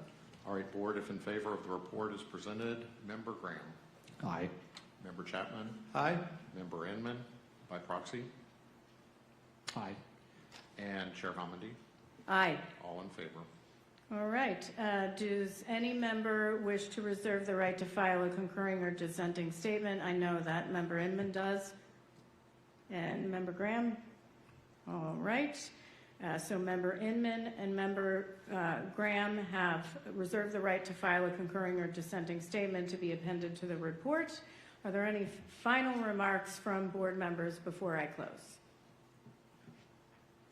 Just briefly, Chair, I want to begin by, again, expressing my deepest condolences to the families of the individuals who were lost or were harmed in this tragedy. Your loved ones should still be with us today. Please know that as a result of this investigation, we will continue to advocate for the full implementation of all the safety recommendations adopted today. Our goal is to ensure that no other family must endure the pain and the loss that you have experienced. Our thoughts will remain with each of you. I also want to commend the NTSB team for their exceptional work on this investigation. I am just truly impressed with our colleagues' results and the multimodal collaboration. As board members, we all appreciate your commitment to safety, and we are especially grateful for your efforts during the challenging times you faced over the last month and a half. We thank you for that. Thank you, Chair. Thank you very much. I would like to start by thanking Member Graham, Member Chapman, and Member Inman for their preparation in advance of today's meeting. As I stated at the start of the meeting, this was a complex investigation. We all too often get pushed in the early stages of an investigation, in fact, while we are still on scene, to determine the cause of an accident, or in this case, the cause of the 2 blackouts that led to the loss of power, propulsion, and steering on the Dali. Our investigations take time. Our findings in this investigation are a perfect example of why. Frankly, you want to know what happened, and then it's right. Identifying that one signal wire among thousands of others in the main switchboard and determining it was disconnected because the label on it prevented the wire from being fully inserted in the terminal block was no small task. It took weeks of meticulous work and a great deal of expertise. I certainly want to thank Mr. Barnum for that. You, along with the parties to our investigation, including Hyundai Heavy Industries, did tremendous work in identifying that. I'd like to also extend our deep appreciation to all of Team NTSB, including our colleagues throughout the Office of Marine Safety, especially our investigator in charge, Marcel Muse, Captain Muse, the Office of Highway Safety, the Office of Research and Engineering, the Office of General Counsel, and the Office of the Managing Director for their work over the course of this investigation, and then in the development of an excellent report. And while not often recognized, we focus so much on investigators. I want to recognize Ms. Christopher. You did an excellent job drafting this report. These are complex issues. They're very technical.